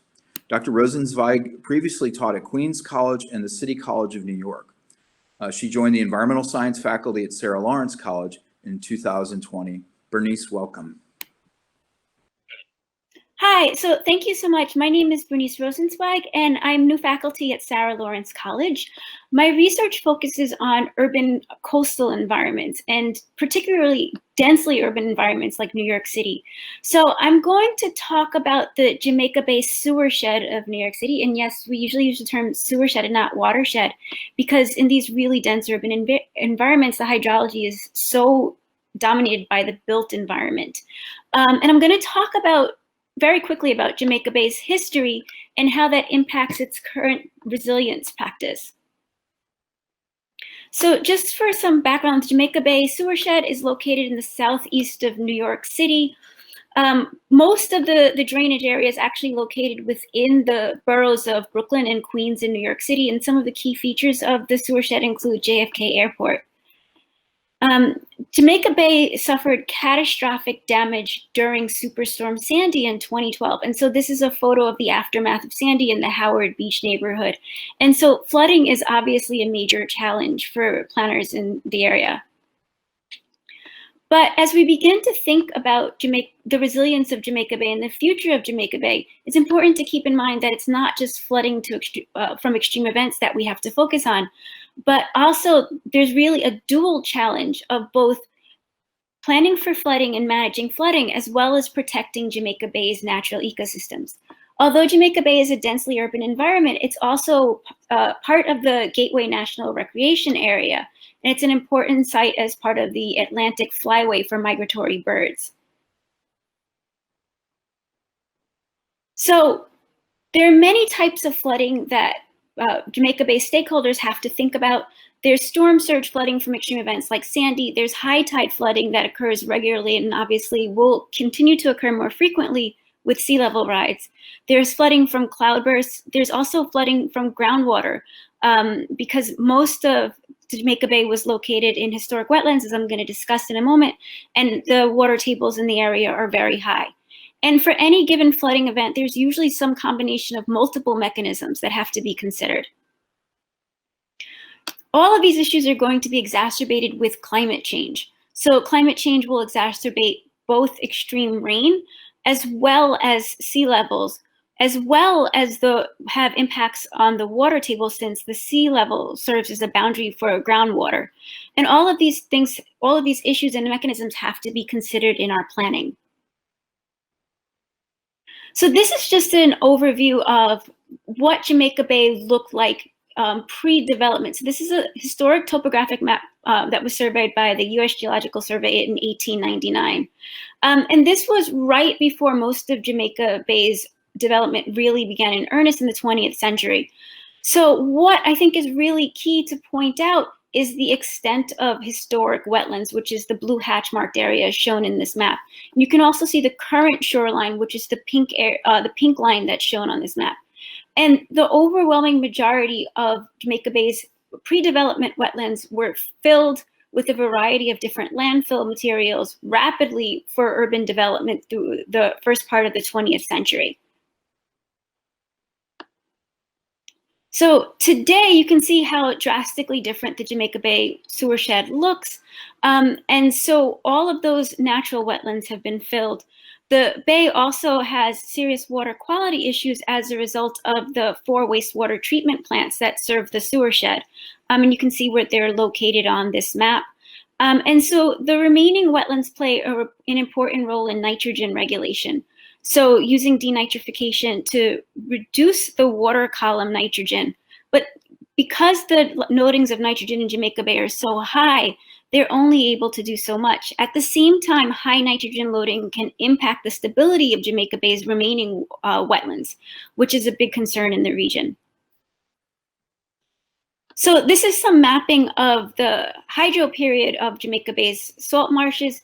And so the remaining salt marshes are primarily the areas that receive regular inundation throughout the year. In this case, we're showing data from the year 2013. And the data that are shown here come from water level measurements from the Inwood gauge, which is shown at as the green dot on the right of the figure. And so Jamaica Bay's remaining salt marshes are more and more inundated each day. As sea level rises, the hydro period is going to increase, as well as their exposure to the nitrogen that affects their stability. And so the salt marsh area that receives more frequent inundation also receives higher nitrogen loading, and have actually been the marsh areas that have the highest rates of degradation. And so this is just some mapping of Jamaica Bay's nitrate, in this case, concentrations. And you can see they're extremely high, particularly in the remaining tidal creeks that are downstream of outfalls of the wastewater treatment plants, as well as the combined sewers. And so nitrogen management is a priority issue in the watershed that has to be considered alongside flood planning. So the legacy of Jamaica Bay's historic landfilling still impacts a lot of the issues that I've discussed so far. So this is just a map, once again, showing the USGS's historic topographic map in 1899, as well as the mapped area of inundation during Superstorm Sandy. And you can see that there's a really strong relationship based on the present day elevation. Areas that were historically landfilled are the lower elevation areas and more prone to flooding from storm surge. These are also the areas that have high water tables. And so as we think about how we're going to manage flooding in future years, we have to be mindful of the fact that these are areas with high water tables. So, we have to be mindful of the fact that these are areas with high water tables, so that make presents challenges for using infiltration-based solutions, but they're also the areas that are most prone to flooding. So in conclusion, there's a lot to think about in terms of what we can learn from past transformations to support climate change resilience plan and how we can identify synergistic opportunities for flood resilience and ecosystem conservation. So my research focuses on mapping historic transformations, their social, ecological, and technological drivers, as well as identifying opportunities for flood resilience that also support conservation of ecosystem services. And so thanks, I'm happy to answer more questions and talk more about my work. So Bernice, thank you so much. That was fascinating. My first question is related to some of the storm surge damage. I'm curious, in other parts of the world, other parts of the United States, it's been shown that low-income communities are often disproportionately affected by storm events, and I'm thinking of the lower Ninth Ward in New Orleans after Katrina. Can you talk about your study area, and is that a relationship there, or is it sort of, was it an equal opportunity destructive event? Well, are you talking specifically about Superstorm Sandy, or are you talking about flooding in general? Flooding in general, but also Superstorm Sandy, if you want to refer to that event. So for Superstorm Sandy, the flooding affected a range of different incomes or communities that have a range of different incomes. There are quite a lot of very wealthy coastal communities in the Jamaica Bay watershed that are taking advantage of the amenities of being located along the waterfront. There are also quite a lot of communities that have been there for generations and are predominantly middle-income working class people that experienced severe coastal flooding during Sandy. But it's important to remember that especially in an urban environment, our mapping doesn't really reflect the flooding that's actually occurring. So when we look at maps, for example, the Federal Emergency Management Agency's 100-year floodplain maps, those are really coarsely resolved. In many cases, they're outdated, and they don't really represent the flooding that's happening both because of coastal flooding as well as because of extreme rain in an urban environment. And so what we found is that in many cases, when you have a storm like Sandy, we have pretty good metrics of who is experiencing the flooding because of insurance claims. But when you have these smaller scale, frequently occurring events, which can be both coastal as well as driven by rain and by combinations of both, they often occur outside of the mapped floodplain, and they often happen to people that don't carry flood insurance. So those costs are borne by the residents because they can't file an insurance claim. And at the same time, there's no record that it's happening because we primarily use insurance claims to understand who's experiencing flooding. So we're doing a lot of work on alternative ways to understand who's experiencing the impacts of flooding, not just from these extreme events like Sandy, but repeatedly during smaller scale chronic events. Great, thank you. And then one last quick question. I know this falls outside your area a little bit, but I want to sort of tie it in with some of the other speakers as well. Could you talk a little bit about, with all this runoff and the wastewater treatment plants, what are the ecological conditions? You mentioned, sea level rise and high nitrogen, et cetera, but can you talk a little bit about just the local ecological conditions in these salt marshes? How resilient are they? So that's a great question because we don't know what the threshold is for how much the wetlands can take. Wetland loss has been accelerating over the past couple of decades, and Ellen Hardig, who works for National Park Service in New York City, she works for the New York City Parks Department, has done amazing work in terms of mapping the rate of salt marsh loss in Jamaica Bay. There's also a really significant initiative to restore salt marshes in the bay, but the wetlands are impacted both by sea level rise as well as by nitrogen loading, and they're both connected because as sea level rises, the wetlands will be further exposed to nitrogen, which there are high concentrations present in the water column. And we just don't know what the tipping point will be for the wetlands, when they can no longer continue to regulate nitrogen, but will be degraded to the point that we can't continue to restore them and they'll be completely lost from the system. So that's a really active area of research, and we just don't know what that threshold is or whether potentially we've passed it already. Excellent, thank you very much. Thank you very much. Dr. Dawn Wright is Chief Scientist of the Environmental Systems Research Institute, also known as ESRI, a world-leading geographic information system or GIS software and data science company. And if you are a geographer, you know all about and use ESRI all the time. She was appointed to this post in October 2011 after 17 years as a professor of geography and oceanography at Oregon State University. Dr. Wright also maintains research interests in spatial data science, seafloor mapping, coastal ocean informatics, and environmental education. She has authored or co-authored more than 150 articles and 10 books on marine geographic information systems, hydrothermal activity, and tectonics of mid-ocean ridges, and coastal ocean informatics. Welcome, Dr. Wright. Okay, thank you very much, Michael. I am very thrilled to be on this panel and at this meeting and to be discussing these really critical coastal issues. What I'd like to do in my presentation is talk a little bit about what interactive maps can bring to this conversation about coastal issues. As we've seen from my colleagues with the beautiful maps that they've shown, maps indeed can really help us to see the reality of the dangers to mangroves, the impacts of our global fishing efforts, the transformations within densely urban coastal ecosystems, all to plan, to restore, to survive, and to adapt. And what we're really talking about, as we've just heard from Bernice, is we're talking about resilience, resilience to flooding, resilience to coastal heat, and as I'll get into a little bit, resilience to sea level rise. So there are all of these amazing maps and apps now that are available on the web, on our phones and tablets, and they help us to actually make friends with regard to these critical conversations, to keep that conversation going, to create a coastal and climate economy, and to take action. So what I'd like to really focus on is action maps. So let's start at a global scale. So this is a big initiative that's now underway. It's called the Living Atlas Indicators of the Planet. And as you can see, it's like a report card for the entire Earth. And if you go to this site, which is livingatlas.arcgis.com/indicators, these indicators fill up your entire browser window.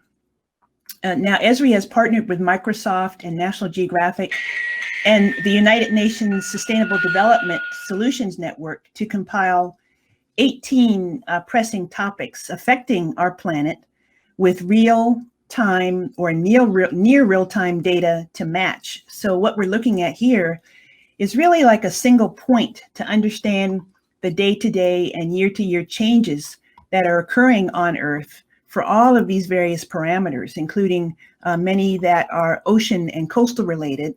I'm just going to go quickly to cyclones here, because one of the things that we are really taking advantage of now is real-time live feeds as to what is happening on the planet. So we're looking at current Epsilon, Hurricane Epsilon, which is moving through the North Atlantic. Thankfully, it is not going to make landfall on the US East Coast.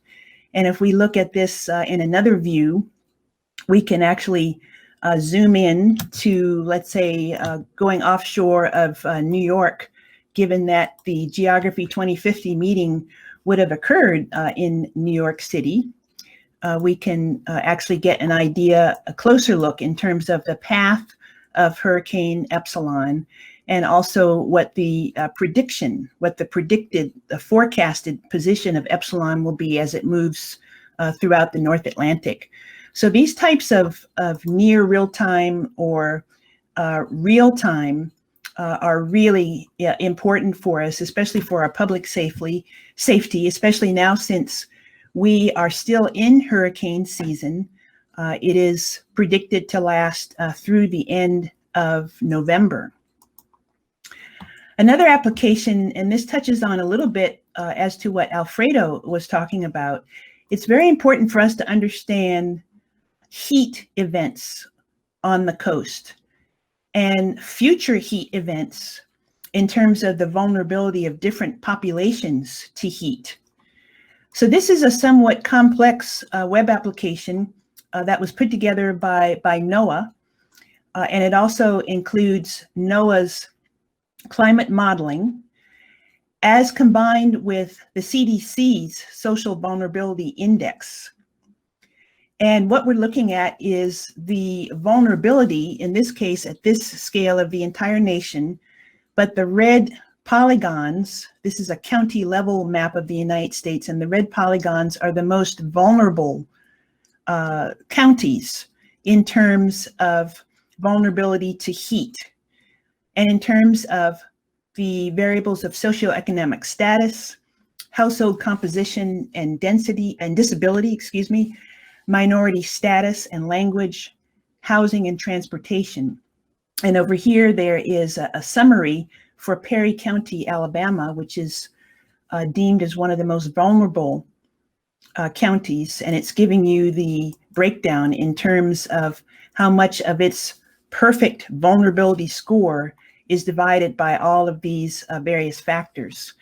Now, this web app does a lot of crunching, number crunching along the way, so I'm not going to have time to show you everything, but if you move up to 2050, since this is the Geography 2050 meeting, it calculates future populations, future vulnerabilities. In fact, it just calculated for us that in 2050, the projected maximum number of total days for Perry County, Alabama, with temperatures over 95 degrees is going to be 64 days. So that's a lot of heat. Let's move on to an even more higher resolution scale, a local scale, and look at a sea level rise app. So this is a specialized app that shows you what sea level rise will be like in the future. And there are many apps like this that are out there. But this one focuses on not only how much the ocean will encroach upon the land, but what critical infrastructure will be impacted.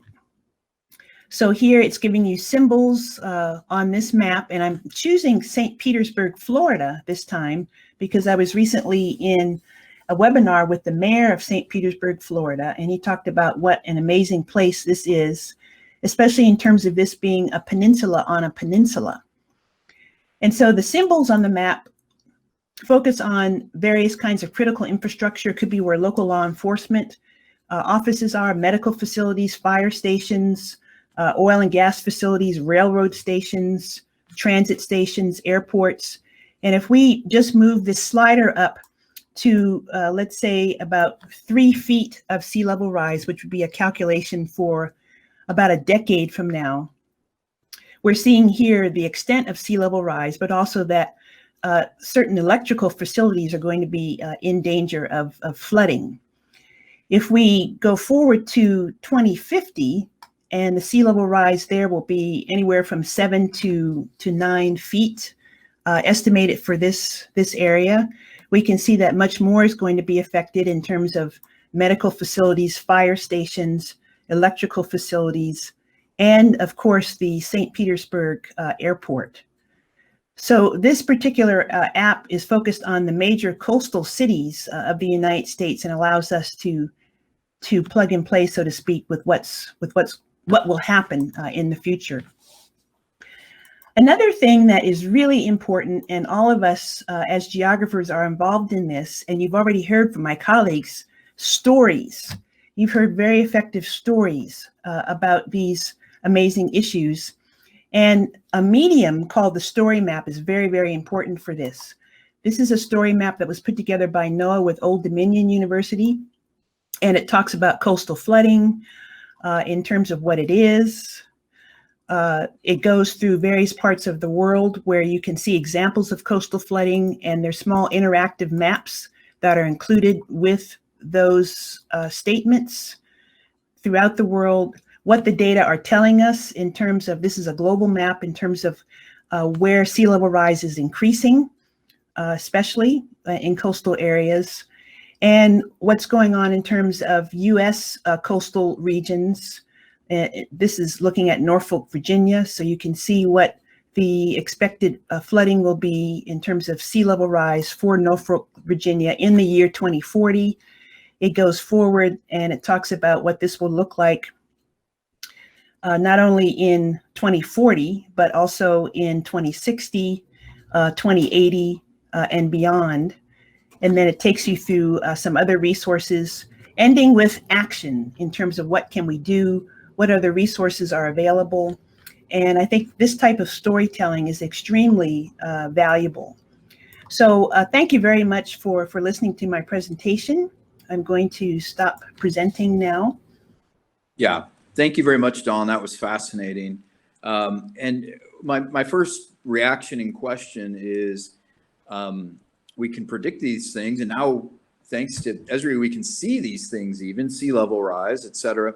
What's the reaction to local governments, or from local governments, and corporations? Are people starting to plan accordingly, or is it more management by crisis as we've sort of seen in the past?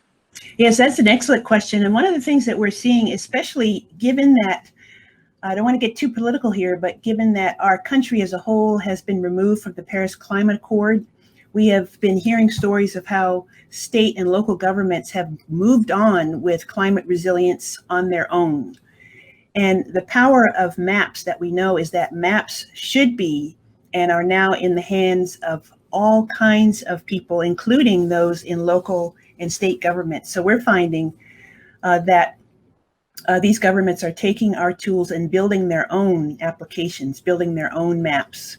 And this is really important, especially from what we've heard from Bernice and from Alfredo and from Steve, in terms of the local communities need to be at the forefront of this and need to be able to use these tools in order to do their own planning.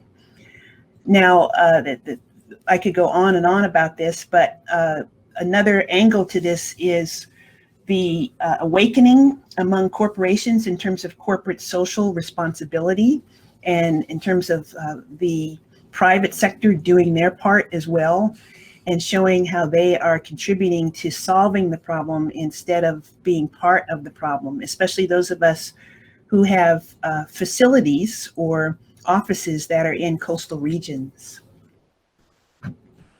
Thank you very much. And then related to that, you know, some of the, I've read in various media outlets that some of the South Pacific islands in particular have been, you know, aggressive in terms of climate change leadership. And do you find that in terms of their embrace of this sort of technology, or do you have interactions with them? And I mean, have they reached out, you know, Palau, the Maldives, you know, you name it, in terms of their interest as well, not just US cities or corporations, but these international actors as well? Yes, this is really important. And we do find that these small island states are absolutely taking the leadership, and they're working with our software, with open source software, with whatever they can get their hands on. And at Esri, we're doing a lot of work with the United Nations. And so that's where we are working with some of these small island states the closest. And my own work has been in American Samoa and Samoa.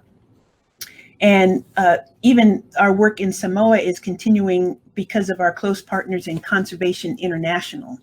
So I love the fact that the smallest are leading us as they should, and they know full well what's at stake, because they will just not have anything if we continue on this trajectory. I should also mention too that we are going into the United Nations Ocean Decade.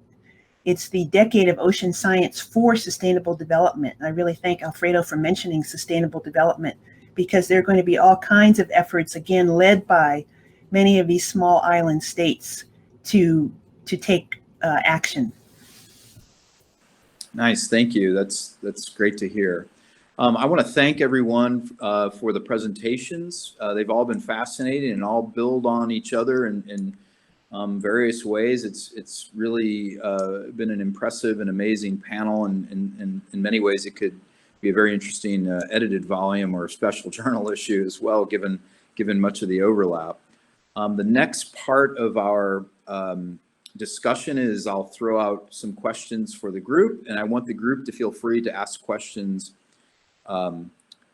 within or to each other as well. I don't want to just dominate the conversation.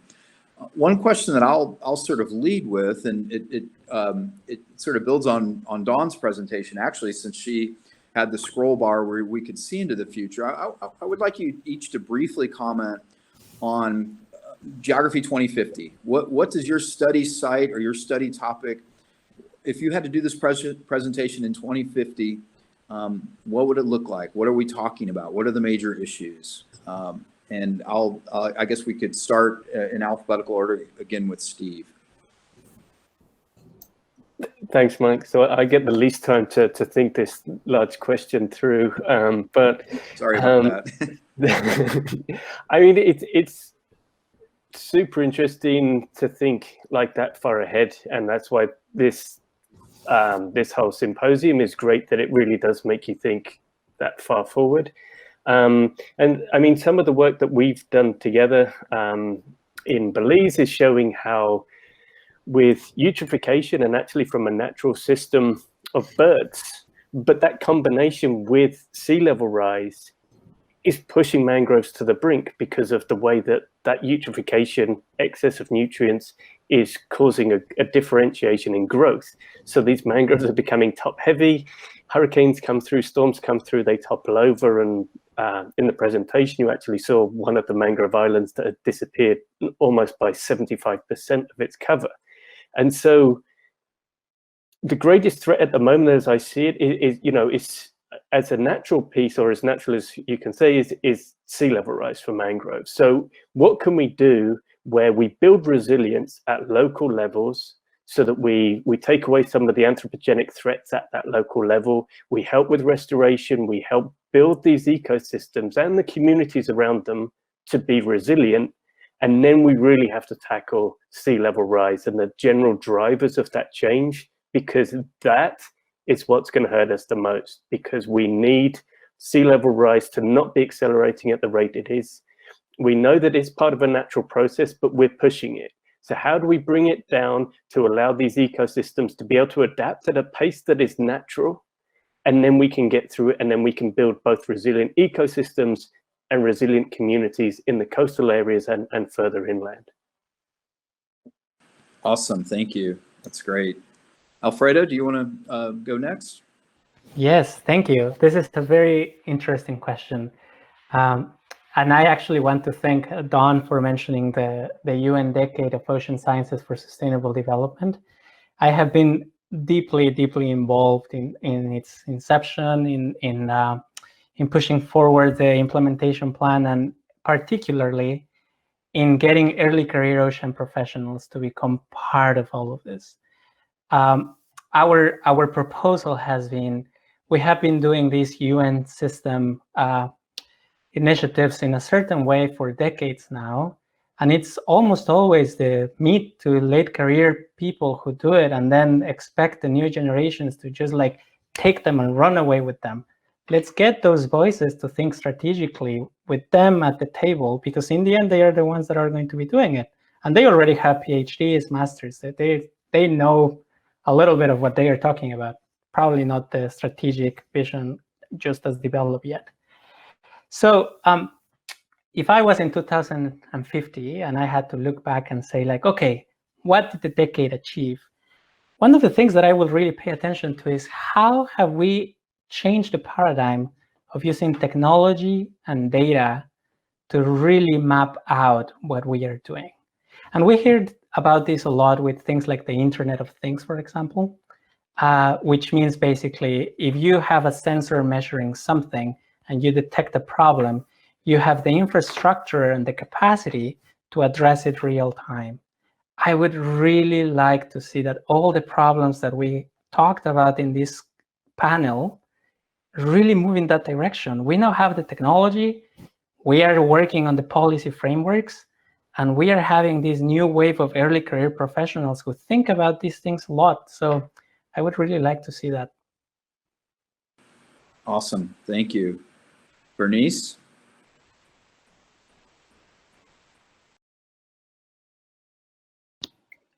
So I think in order to answer that question, we have to stop just thinking about what's happening at the surface, and in our cities, think about what's happening in the subsurface.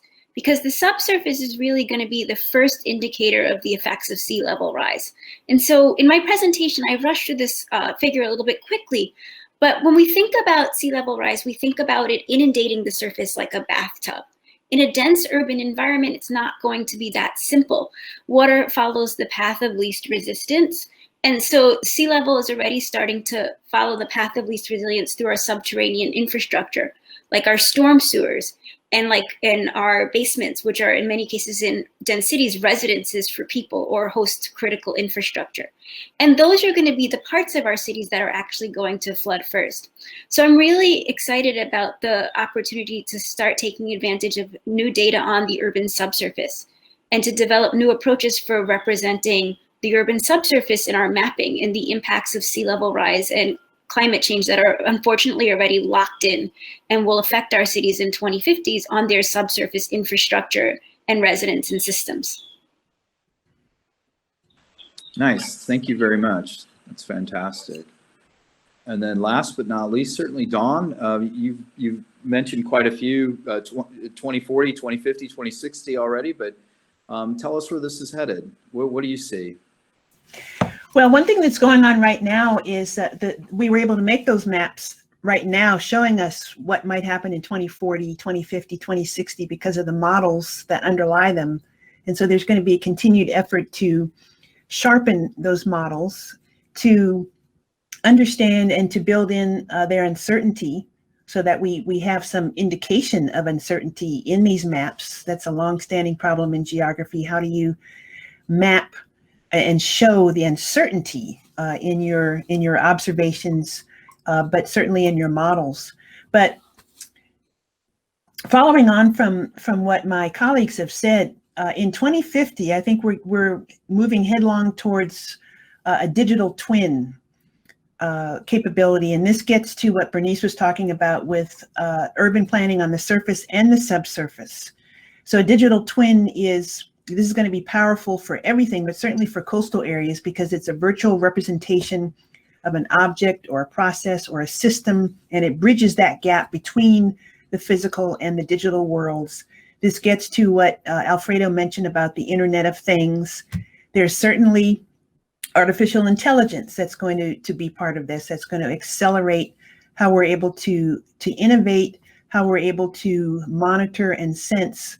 But we need more acceleration in terms of building consensus.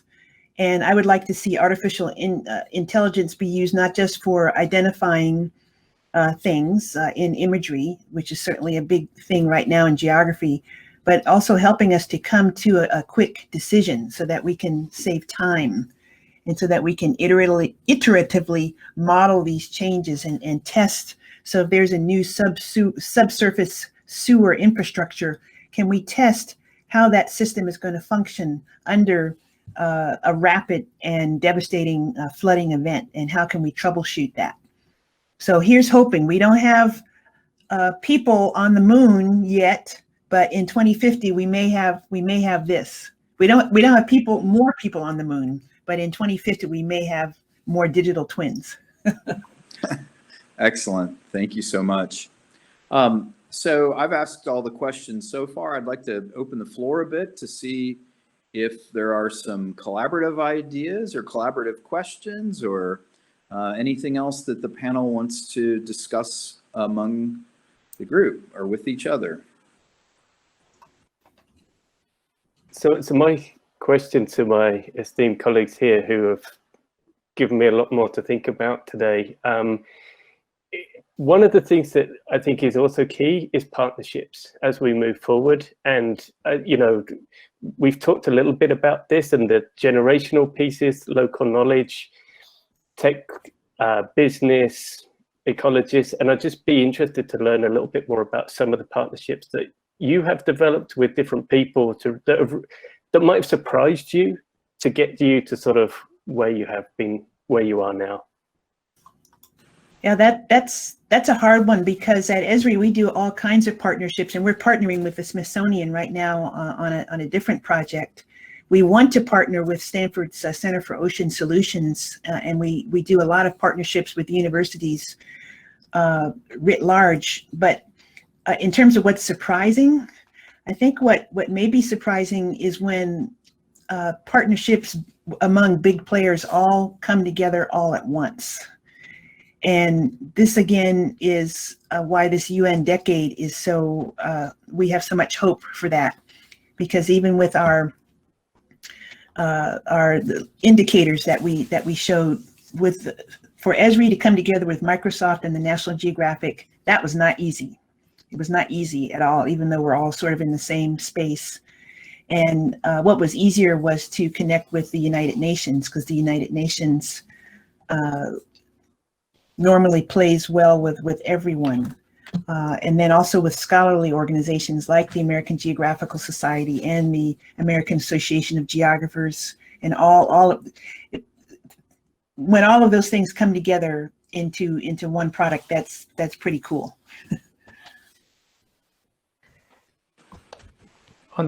On my side, I recently started this new job as an Andre Hoffman Fellow, and one of the really cool parts of it is being part of the World Economic Forum.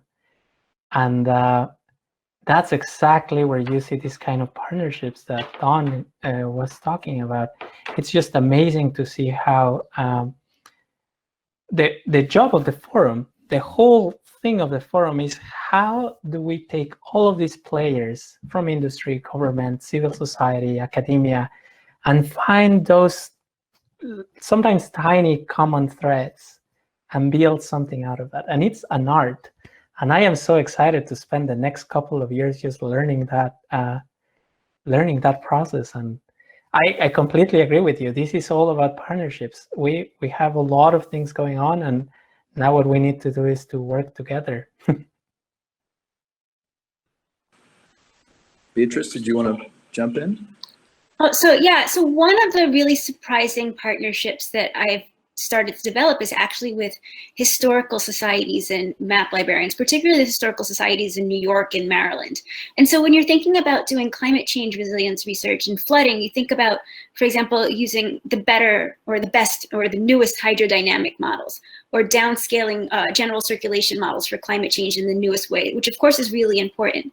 But then in interpreting those results and understanding why the landscape looks the way it does, or why a system works the way it does, or how we got in this situation, it's so valuable to actually work with historic maps and understand what the landscape looked like as the city was developing, and how that could have potentially driven the decisions that we made and what we can learn from those decisions. So I would have never thought that I'd be establishing these partnerships with historians and archivists, but they've been really important to my work. Nice, thank you very much. Are there other, I have a question, but I don't want to take up any airspace. Are there other questions from the panel for your colleagues?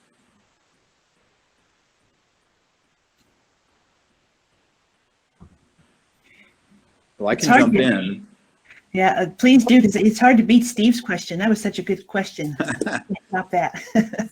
Well, it sort of builds on Steve's question a little bit. Steve and I have worked together in Belize, and we know lots of the same groups and folks, the Fisher folks in Belize and Central America.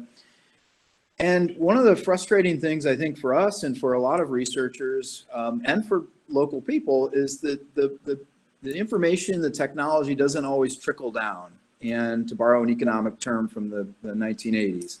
And so if you could all talk just briefly again about what you're doing, and I know you're all working at different scales and on different topics, but how do we make sure the people that are most affected by storm sewer runoff or surges or technology of various states, or overfishing or mangrove deforestation, how are you and your research addressing that issue to make sure these people, these communities have access to this information? And I realize I'm not trying to put anybody on the spot, because sometimes it's difficult in very rural areas that don't have access to the internet or technology, but perhaps you could even talk about if the information isn't available, what could be done to make it available?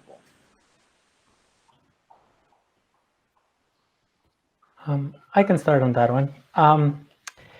That has been a common topic in since the beginning, when I started doing research, I had the luxury of having a PhD advisor who, I don't know the percentage, but a very big percentage of his funding was to the community outreach and to really go back to the communities and say, like, this is the data we got from you. This is what it means for you. This is how you can use it to take decisions about your community, to talk to the government about your programs, to do something with it. And so that has become a really core value for me as a professional. Every time scientists, and we don't get paid to do this most of the times, every time scientists go to a community and need their data, need their information, any kind of interaction with them, there should be a responsibility to come back and tell them what happened with it. And this is just a cultural shift. Exactly. Steve, do you want to? So yeah, no, just second that it is, the onus is on us to give back the digested or analyzed pieces of information that we've either got from wherever or from them. And I think that that's the biggest thing as well, that we can't underestimate. It's not just us producing this information and then giving it to these people. These communities have a wealth of information. So like some of the fisheries work that I've done previously and also mangrove knowledge, you can get 200 years worth of data just by sitting down and chatting with somebody for 20 minutes, because that's ingrained in them from getting it from their dad, from their grandfather, from their grandmother. And you can get generations of information. And I think this is the other key thing of the partnership. That is the partnership, that you're sharing conversations and data. You're getting this wealth of knowledge that perhaps, satellites weren't up and around back then. So how do you get this data? How do you get some of these historic maps that in places that didn't have US geologists and geographers running around doing things? And I think that that's the key piece. And part of it is like with the Esri story maps as well. How do we make these conversations that it's not you going back and sort of expelling all of this information? It's that continuation of the conversation of, we found this and what do you make of that? And that it's this overall conversation that keeps that trust and transparency between the different partners and just keeps you moving forward in a way that gives you the feedback to make sure that you're not just making assumptions based on a misinterpretation of that data, and that they continue to feel that they lead the process which they are leading, or very at least if it's a top-down approach, that they're included within this decision making. And I think inclusion of generations, diversities, indigenous peoples, all of that has to be a key part of this information sharing. And that's the key piece. It's information sharing, but it goes more than two ways. It's a round circle that keeps coming back. Excellent. Yes, very true. So I would also follow up on the importance of partnerships. I mean, we're doing better and better in terms of actually mapping flood hazard or mapping the changes in our ecosystems. But then your average person is not going to be, even if we're providing access to that map, your average person is not going to be aware that that map exists or is available to them without doing outreach, without letting them know. And then I also agree that it's really important to co-learn with the communities that you're working with, because you on your own might have some interpretation of the map's results, but they, given their lived experience in the community, can provide so much more insight for any set of results. So it's so valuable, even though we're really not incentivized to do this in many of the conventional ways, but it's so valuable to take the time to actually have a workshop and to talk to the stakeholders in your community and to actually share your results with them and learn from them, as well as share your interpretations of the results. Mm-hmm. Yeah, that's great. Quick, that was what I was going to say as well. Given that we're running short on time, very quickly, we're at a large meeting, this Geography 2050 meeting or conference, but going down in scale and resolution, so to speak, to these smaller workshops with smaller groups within local communities, I think is one of the best ways. And in terms of technologies, the tech companies are working on mapping technologies where you just need a very simple cell phone network, or there's an appliance that you can use where you're using an intranet instead of the internet in places where it's very remote and it's hard to get to that kind of access. So those are the other types of innovations that I think we need. Nice. Yeah, I know in my own research, if I can comment, I use Cordoco. It's a lat long photo app that, in terms of ground truthing, if we've tested it's just as accurate or more accurate than a lot of the over-the-counter GPS units. So it's interesting to hear you say that. Okay, thank you all for those responses. Very interesting. How are we doing time-wise?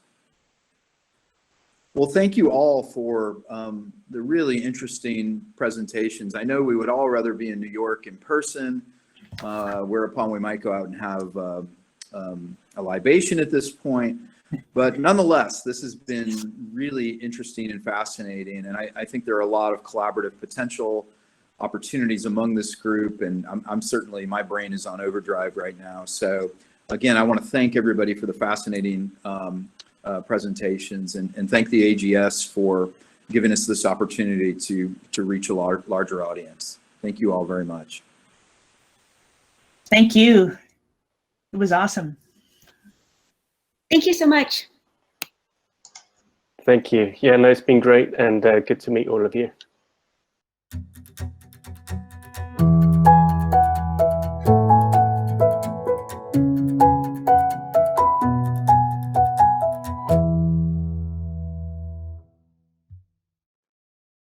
Thank you, Michael, and all of you for this very lively discussion about a topic that is so much at the forefront of the future of the ocean. Project Geospatial is a podcast and movement dedicated to increasing awareness of geospatial technology, industry best practices, and community resources. Under the direction of Mr. Adam Simmons, Project Geospatial partnered with the American Geographical Society to produce this virtual symposium, and we are indebted to Adam for all of the effort and resources he contributed to make this symposium possible. As a bit of a follow-up to our last panel, we asked Dr. Craig Colton, former AGS counselor and the Carl O. Sauer Professor of Geography at Louisiana State University, to fill us in on his latest research covering flood management in the Louisiana coastal zone. Craig?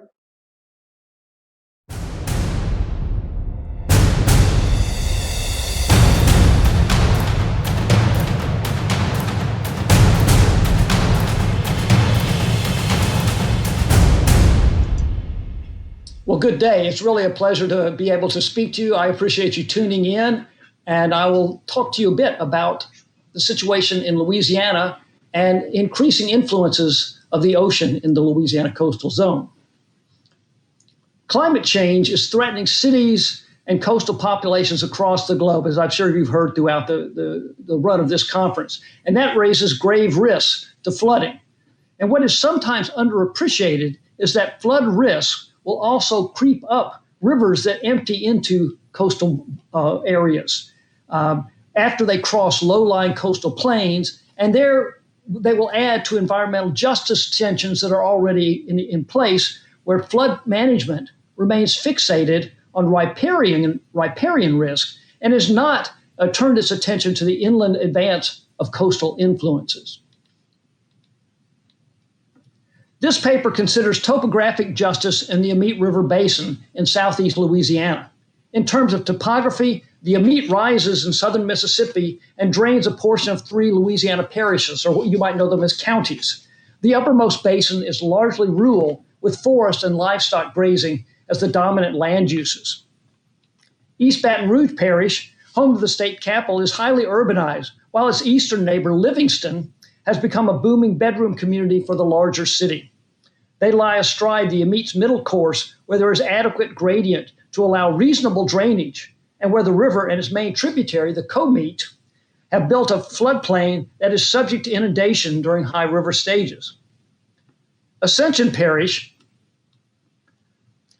which, like Livingston, has been experiencing suburbanization at a rapid pace since the 1970s, straddles the lower course of the river, where there is very little gradient, and much of the parish has long been susceptible to flooding. After flowing across the low-lying coastal plain, the river empties into the near sea level Lake Maurepas, which is susceptible to considerable influences from surge-driven tropical cyclones that can generate dangerous conditions when there is a combination of heavy rainfall, runoff, and lake level rise. Suburbanization has greatly increased the population, land cover, property at risk, and runoff from the three parishes. In the lower reaches, the combination of recent development and coastal risk are most evident. Thomas Thaler and his associates asked the question, does flood risk management privilege upstream people and properties over downstream territories? This question poses both procedural and distributional social justice issues that are bound up in this relationship between people and place shaped by topography and hazards. In cities in the U.S. South, wealth and whiteness have often been associated with topographic privilege. Ullin and Wharf considered altitudinal zonation as one process contributing to environmental risk for disenfranchised African Americans across the region. In terms of distribution, their generalization is somewhat at odds with the conditions in the Amite River Basin. While many Black neighborhoods are subject to topographic injustice in the Baton Rouge region, the most extreme and geographically extensive risks are posed to post-1970 middle-class suburbs in the lower basin. And the African American neighborhoods, the distressed areas, are shown in the dark color here. Procedurally, flood management is fragmented among three parishes and has been oriented exclusively to riparian risk reduction strategies, largely relying on facilitating drainage, which diverts excess flow to the lower river basin. With global warming and sea level rise, a new category of risk from the coast is pushing upstream and has prompted consideration of climate change adaptation in a program run by the state's Coastal Management Authority. Upstream officials have yet to factor this emerging risk into flood mitigation planning, and drainage acceleration remains the principal strategy for managing excess water. A major flood in 2016 renewed public interest in flood control and has reactivated upstream-downstream conflicts over mitigation policies and programs. Environmental justice, an emerging concern after the 2016 flood, has gained traction at the neighborhood and parish scale, but not yet for the entire basin. The inability of governing bodies to fully address flood mitigation at the basin scale is perpetuating injustices tied to riparian risk and fails to address the emerging climate-driven risk, which are expanding flood zones up the stream as coastal residents at the same time migrate into these very same areas. As part of a larger project known as Inland from the Coast, which has examined changing flood risk in the Amite River Basin, community well-being, and best practices for flood mitigation, this research is built on mixed methods. It relied on a review of historical accounts of floods, flood and hazard mitigation policy, public comments on drafts for flood control projects, and public policy changes dealing with flood risk. A second component of the research tapped local expertise through a series of focus groups and a pair of scenario building workshops. After the two most recent floods in this basin in 1983 and 2016, internal basin conflicts have arisen over the environmental justice of flood mitigation efforts, centered on the displacement of flood risk by accelerated drainage from upstream communities to the downstream territory. The environmental justice debate does not pit the socially marginalized against an entrenched and privileged bureaucracy. Most of the downstream development has been by middle-class whites seeking a suburban setting with schools that have high percentages of white students. The upstream proponents of drainage are both rural, non-farm residents who fear loss of their land if there's a storage reservoir built, or residents of the slightly higher urban neighborhoods who are largely responsible for contributing to larger volumes of runoff. There is a sizable African American population in Baton Rouge proper who live in many of the more distressed neighborhoods that suffered severe flooding in 2016. They have a more prominent say in local politics and are not entirely disenfranchised. And also the city has had a black mayor for more than 12 years. So there is some attention paid to African American concerns. Nonetheless, maintenance of city services, particularly drainage canals, were a main factor in neighborhood flooding in 2016 in both black and white neighborhoods. Upstream residents of all backgrounds clamor for better drainage, while suburban middle-class whites in the lower basin have expressed their objection to drainage as a primary solution for the basin. The imbalance in upstream and downstream is accentuated by the presence of the largest urban population in the middle basin, seen here. Through sheer volume and legislative representation, they have a more powerful political voice and also displace the most runoff.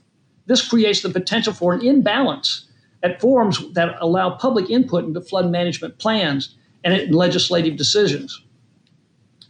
Rural residents see no reason that they should sacrifice land to protect downstream dwellers and have been vocal in their positions. So there is effectively a three-way conflict: upstream rural, middle stream urban, and lower basin suburban. Decades of policy that promoted urban development in Baton Rouge and the rapid removal of water from expanding suburbs allowed suburban sprawl to spread into Livingston and Ascension parishes. Thus, on the eve of the 2016 flood, these two parishes, along with eastern Baton Rouge, had far more houses and residents at risk than when the 1983 flood occurred.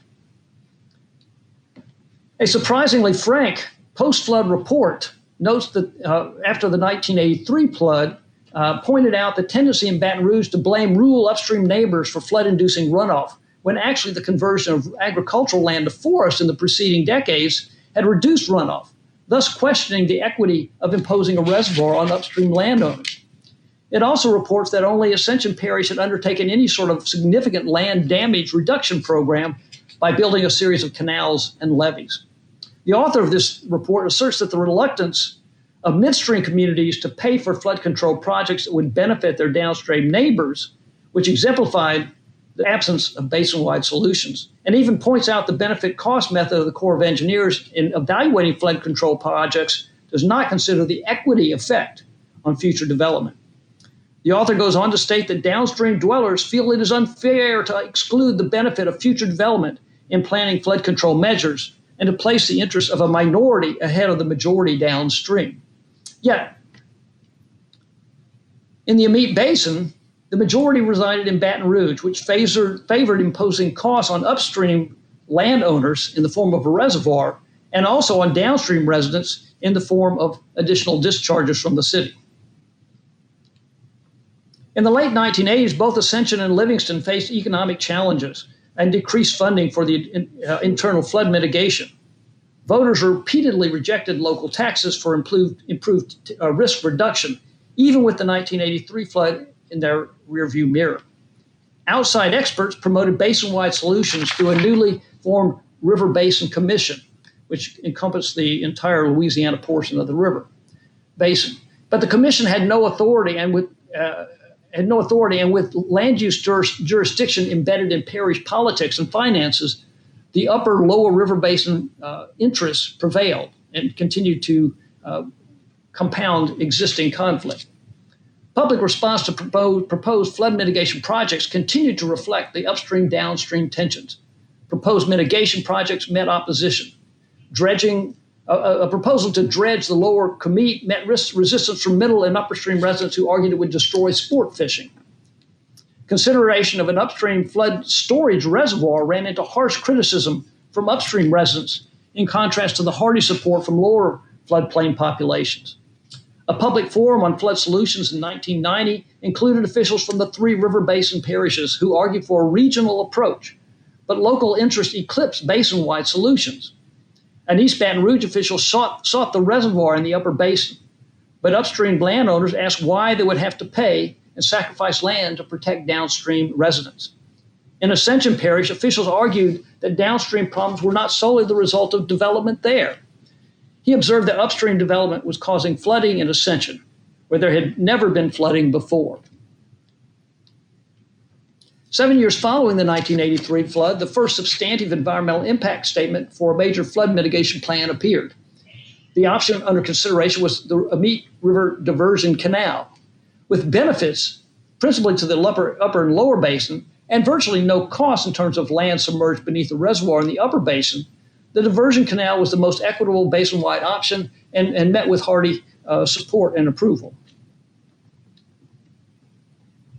Only modest local tributary projects reached completion in the interval between the 1983 flood and the next calamitous flood in August 2016.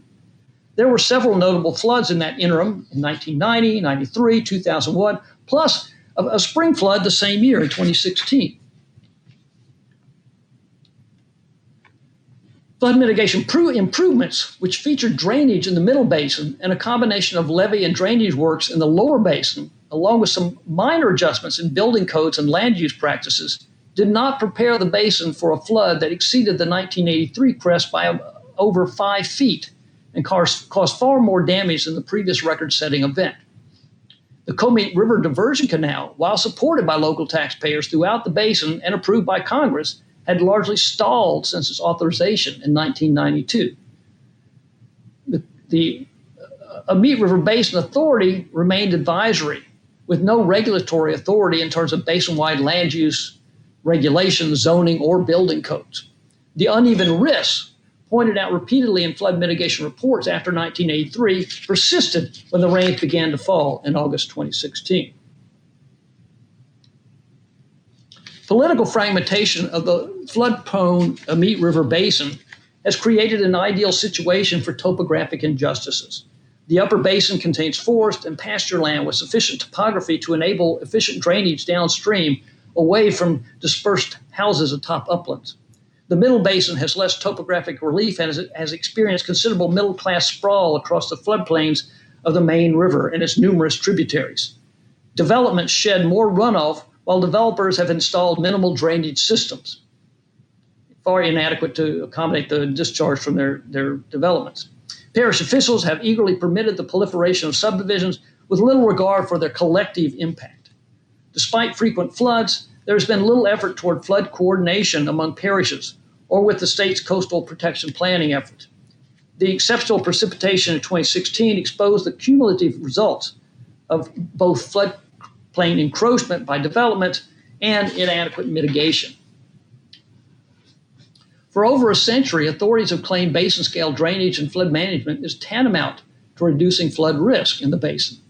But in the absence of a basin-wide strategy, flood risk has grown at the lower edges of the many new subdivisions or has been diverted to the lower basin. While many in at-risk suburban neighborhoods are middle class, they and the entrepreneurs who develop the subdivisions argue that architectural floodproofing would simply make these properties too expensive and stymie development. Local authorities who desire the added tax revenue from new developments are adverse to requiring flood-proof construction. These procedural steps impose risk on individual homeowners. The absence of both a basin-wide approach and effective restrictions on floodplain development perpetuate the topographic injustices in the Amit River Basin. A recently formed state watershed initiative seeks wider collaboration, and the State Coastal Authority could step in and provide guidance as well on looking at coastal climate change issues. Local authorities could also provide guidance as it deals with rising sea levels, but it has not turned its attention inland yet. Yet a topographically unjust and unsafe approach fails to incorporate the emerging coastal risk and exemplifies challenges faced by other inland areas near the shore around the world. Thank you.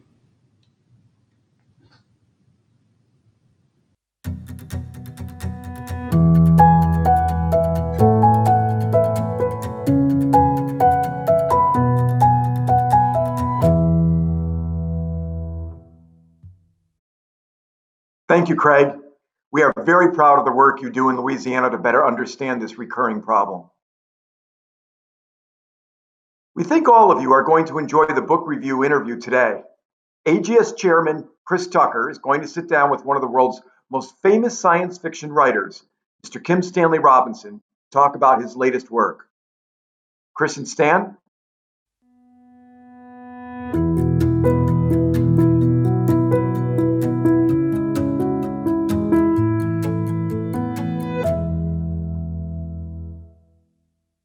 Chris Tucker, Chairman of the American Geographical Society.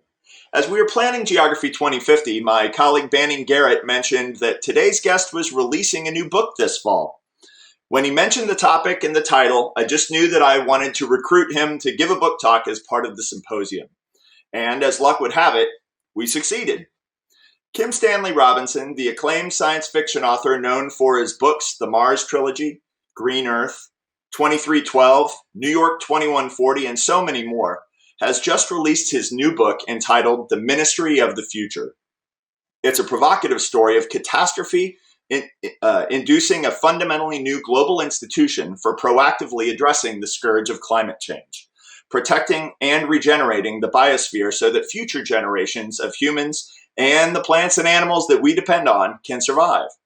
Of course, you can't talk about climate change without talking about the future of the oceans. So we're excited to talk with Stan today to learn about his book and about what the Ministry of the Future teaches us about the future of the world ocean. Stan, thanks so much for joining us today. Thank you, Chris. I'm happy to be with you. And congratulations on the new book. How many is this for you? I don't really know. Maybe 20. Wow. Okay. Something like that. It gives us all life goals to aspire to. We appreciate that. I'm not sure that's a sane goal, but that's okay. So to all the potential readers listening in today, without providing too much in the way of spoilers, how would you describe your book, its plot, and the urgency of the time frame that you set it in? I wanted to do a science fiction novel that described the next 30 years or so in a way that readers could believe that it could happen that way. And 30 years at the end of it, see a human civilization that had come to grips with climate change and was dealing with it as well as one could believe in. So this was a global novel and covering really 3 decades. Well, the novel isn't very well equipped. The normally structured novel isn't very well equipped to deal with that kind of a scenario. But the science fiction novel has its tricks, and so does the regular novel, being a very capacious form. So I structured it by postulating the Ministry for the Future and setting it in Zurich so that I had an anchor of characters and place. And from there ranged really widely using a whole variety of literary forms like the eyewitness account, the riddle, the prose poem, the meeting notes, that kind of thing. And that's pretty much the book. It's a melange, and I thought that because the topic is kind of grim, dire, we are in a emergency situation right now in our relationship to the biosphere, and it's scary. And so novels are still art form, and art has to do with pleasure, entertainment, for fun. And so with this topic being what it is, the fun for me came out of the variety of forms, out of the there's 106 chapters. When you start a chapter, you don't know what kind of narrative you're going to be reading. It might not be narrative at all. You don't know what kind of text you're going to be reading. And so the game of the novel is this choreographed or quilting of together of different forms. No, I certainly appreciated that as a reader. Sometimes you sit there and go, well, wait a minute, there's 106 chapters. I'm going to have to work through each one. But when each one's kind of a little surprise that you open up as a package, it makes it kind of a fun page turner for sure. So Ministry of the Future, the title had me, the moment that came out of Banning's mouth and said, there's this book out there, I'm like, well, I have to read that.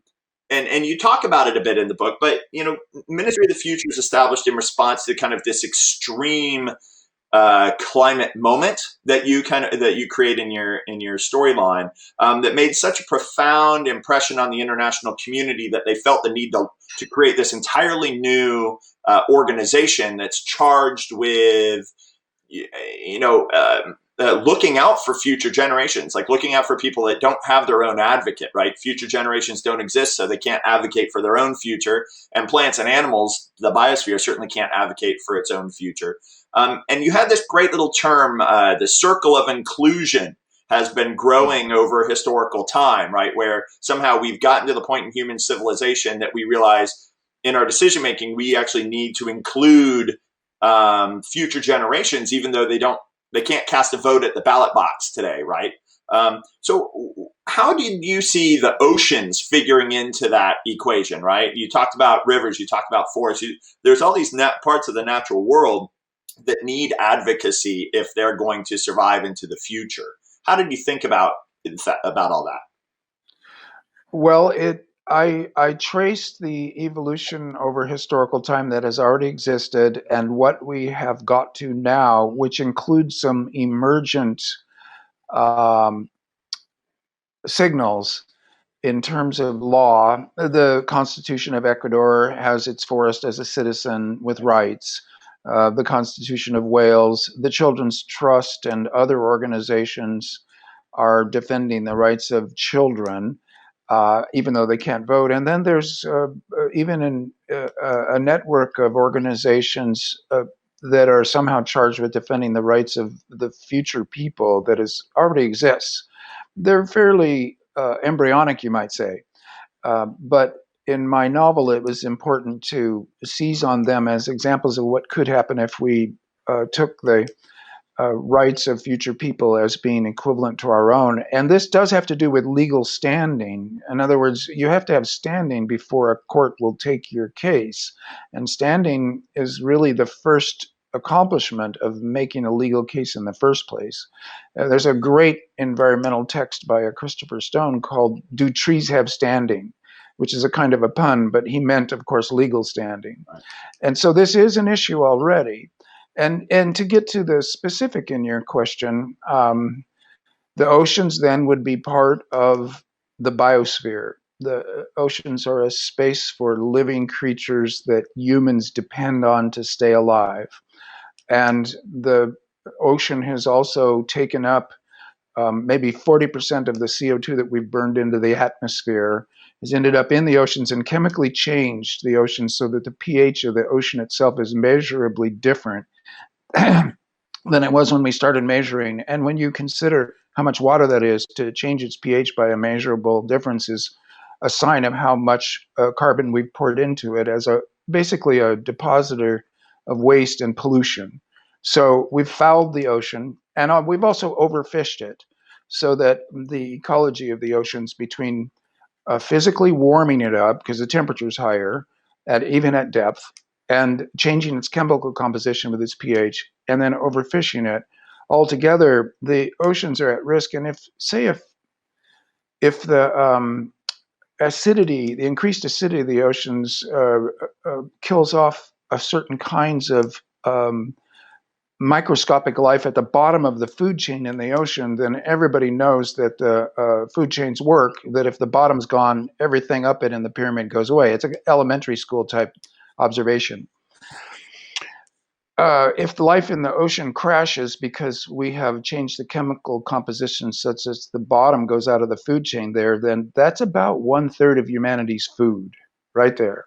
So we think of the oceans as impervious to us and infinite in their productivity. A really good scientist, Thomas Huxley, Darwin's bulldog, said it's impossible to deplete the fish in the ocean. That would be like, taking the stars out of the sky or something. It was an inability to imagine industrialization and population growth for even the smartest citizens of the time. Now we've got a lot more data and we're in a lot more dangerous situation. Huxley, looking at the fishing technologies of his time, was effectively right. He didn't understand that the technologies could change so radically. Right. So now the oceans need protection, and there's, of course, as you know, the international laws of the ocean. That's all good, but there is no sheriff. So people break those laws and no one goes after them. There's no mechanism. So that's one of the things that my Ministry for the Future is designed to try to organize, is a defense of what currently is not defended. that gets it into scary territory of means and how does the what you might call the monopoly, the state monopoly on violence, can that be extended in legal ways? And if not, would it be extended by illegal ways to stop the illegal destruction of the oceans? So there's more to be said, but I'll leave that there. No, that's great. That's great. You know, part of the adventure of the book, I felt, was you never quite knew what was coming next, right? And I feel like you started that out with a climate change event that, you know, I like how you characterize these things as kind of punctuated, or I guess mathematicians would call it stochastic, right?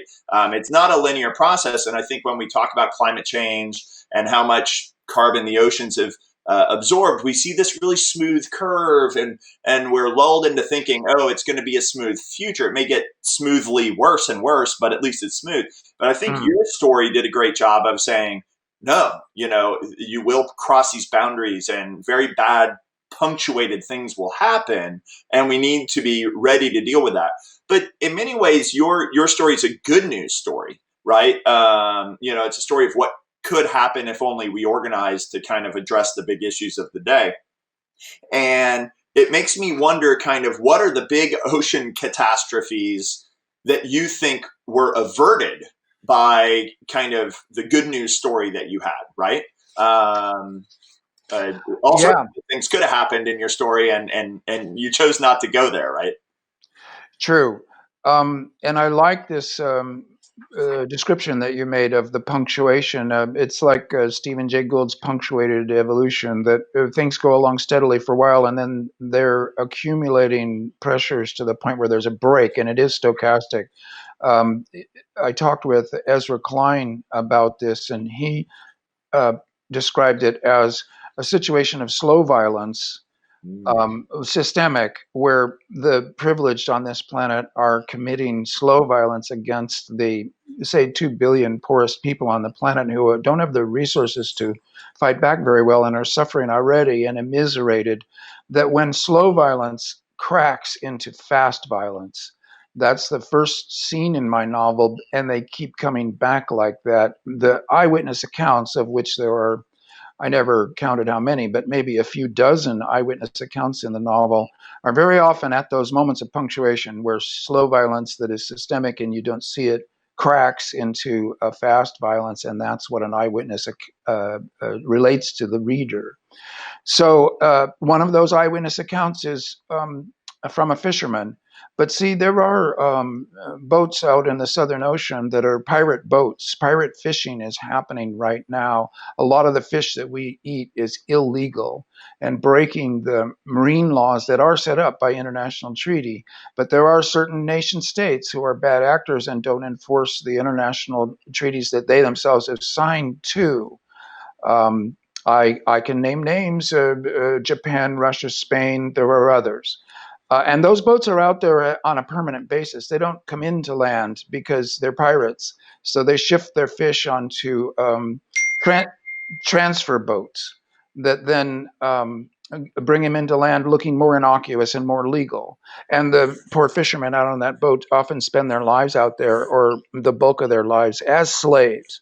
So in my novel, one of the eyewitnesses is one of these slave fishermen who sees someone come and effectively a counter pirate rescuing the slaves off that boat, and then simply sinking that boat with the captain still on board. So these kinds of punctuations of fast violence, in this case in resistance to the slow violence, I think are likely to happen because people are going to be desperate and angry, and their sense that they are in a resistance.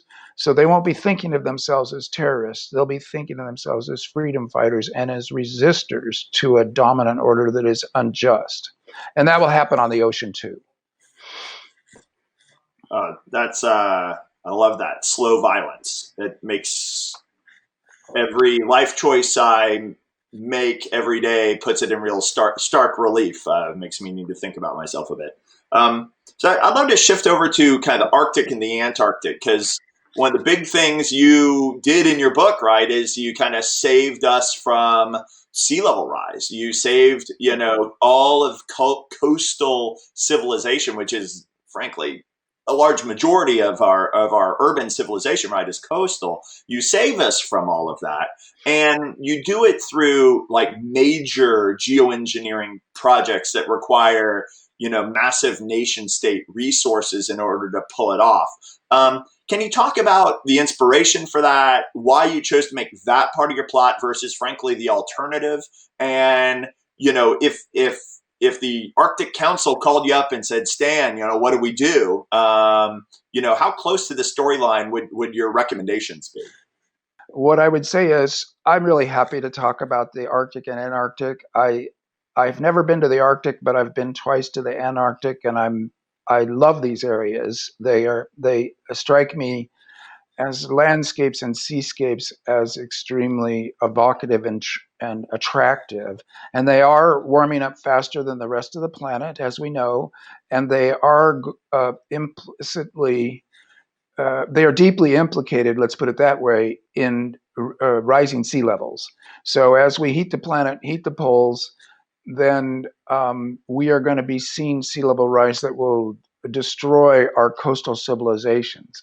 I wrote about that explicitly in my novel New York 2140, where I postulated a quite rapid sea level rise that was truly 50 feet higher by the year 2140.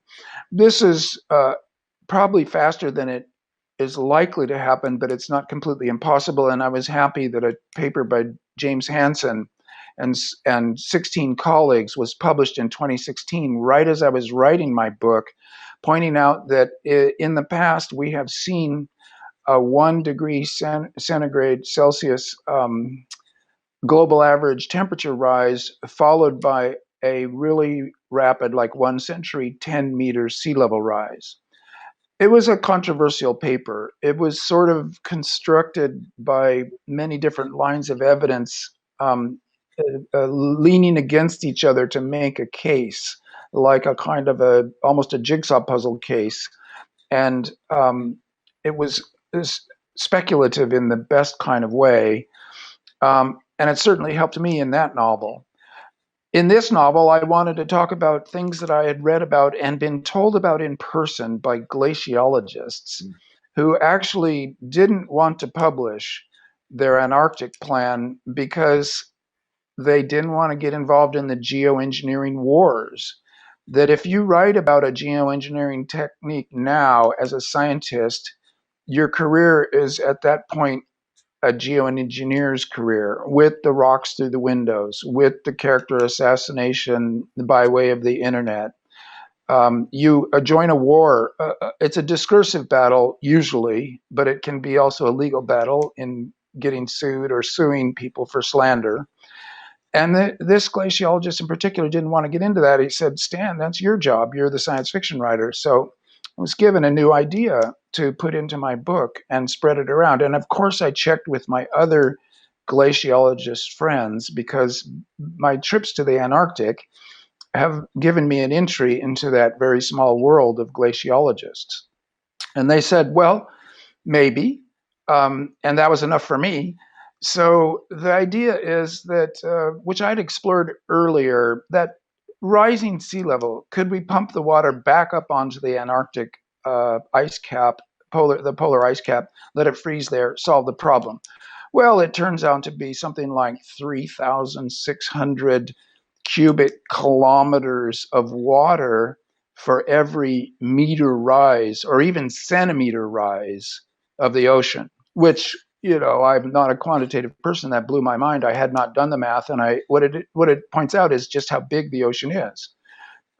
It's really big, and the Potsdam Institute did a study of this solution. So real scientists worked on it and said, well, you might be able to do it, but you would need more pipeline than we've ever produced in the whole history of humanity, and you would need 10 million windmills to create the clean energy to pump that much water.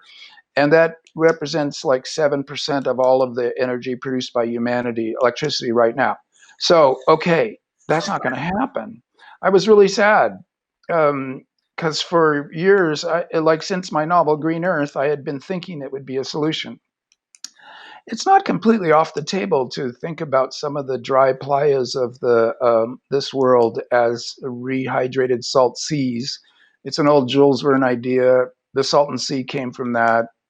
In other words, the pumping is not completely off the table, but it's not the solution.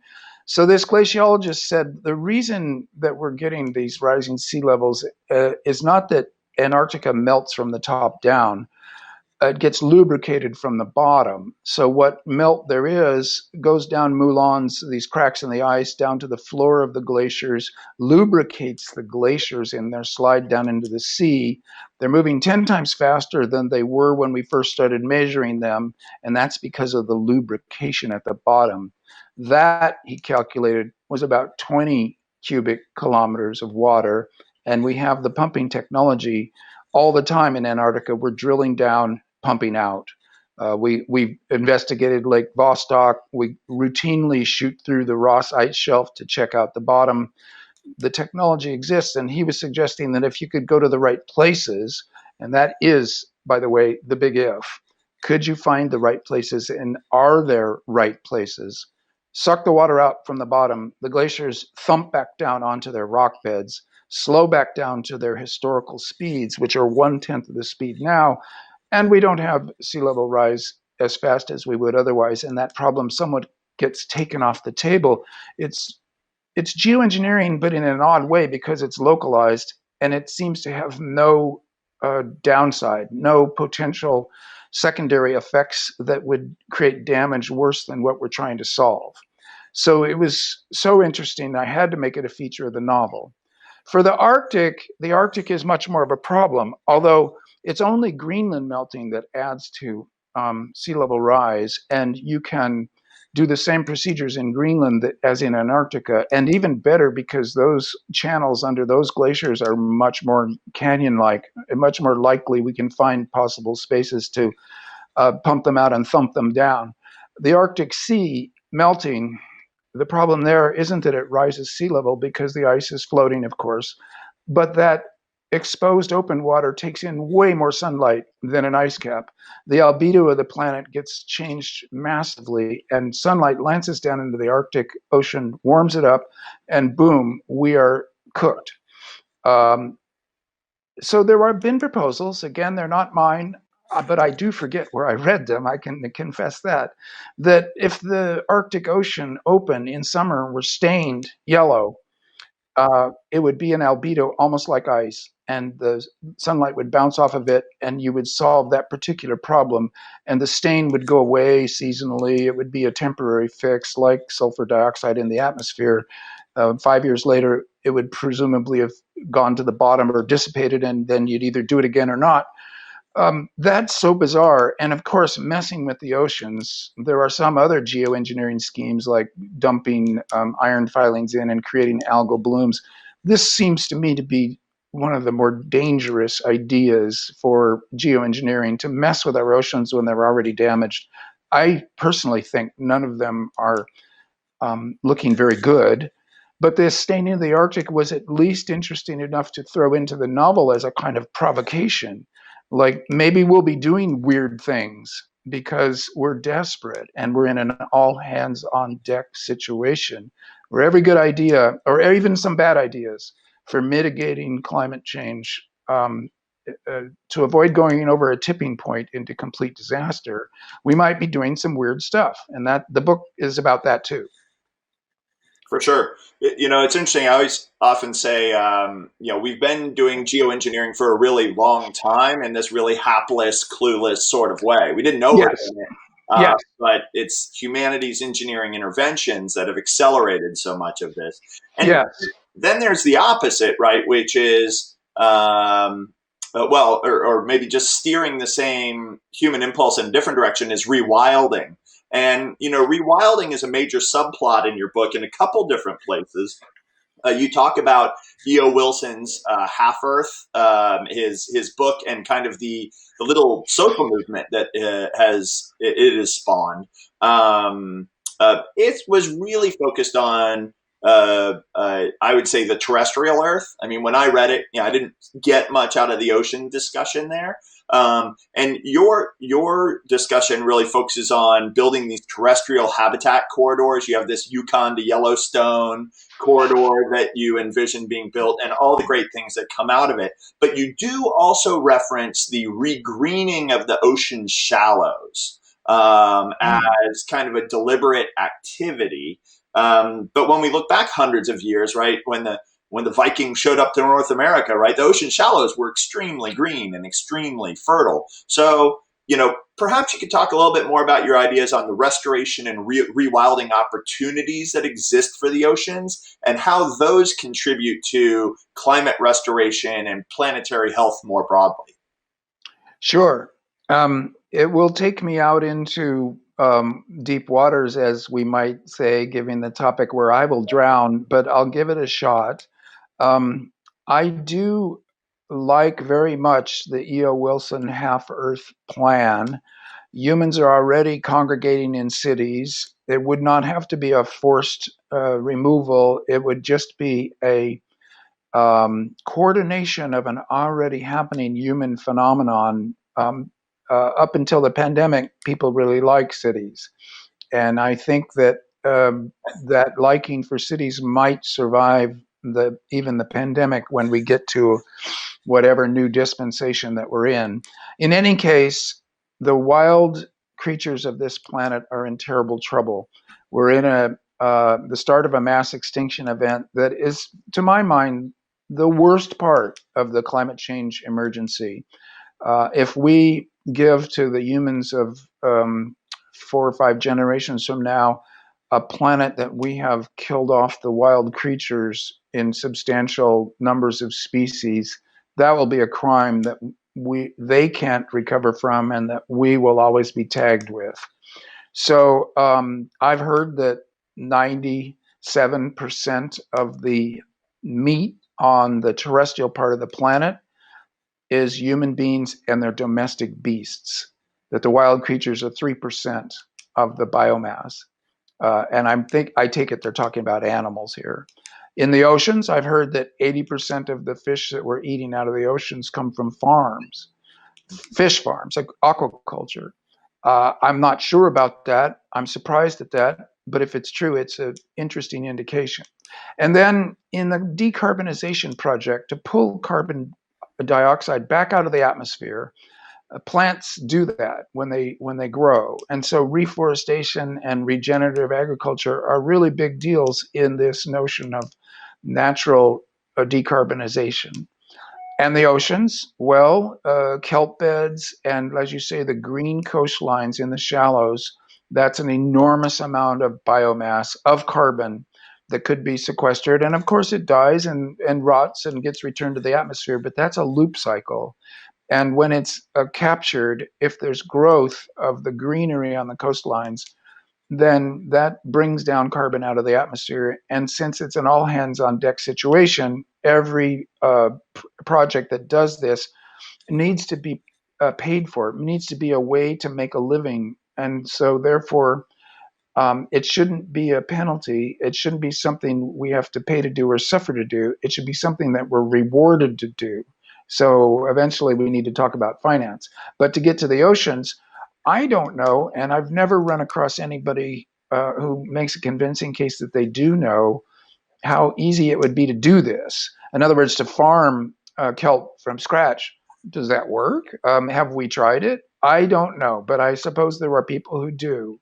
And it's something that actually I learned about most since I finished Ministry for the Future. So it's not as big a strain in there as I might have made it if I'd known more. It's funny. I'm not sure if it's a breach in protocol, but I give a plug for one of our other book talks coming forward. Is Bren Smith just wrote a book called Eat Like a Fish, and he's actually a Northeast fisherman who has come up with exactly what you're talking about: how to have small hold farmers farm kelp and bivalves and all these things that make the earth, make the oceans better. And I'm not a fisherman either. So, but he seems to have a sense of what that could look like at scale. And like you mentioned, kelp, the amount of carbon dioxide it can pull out of the oceans is enormous. And its wide range of human uses we go well beyond food. So great promise there. But it's funny you mentioned economics. I mean, I feel like you got a PhD in economics somewhere along the way.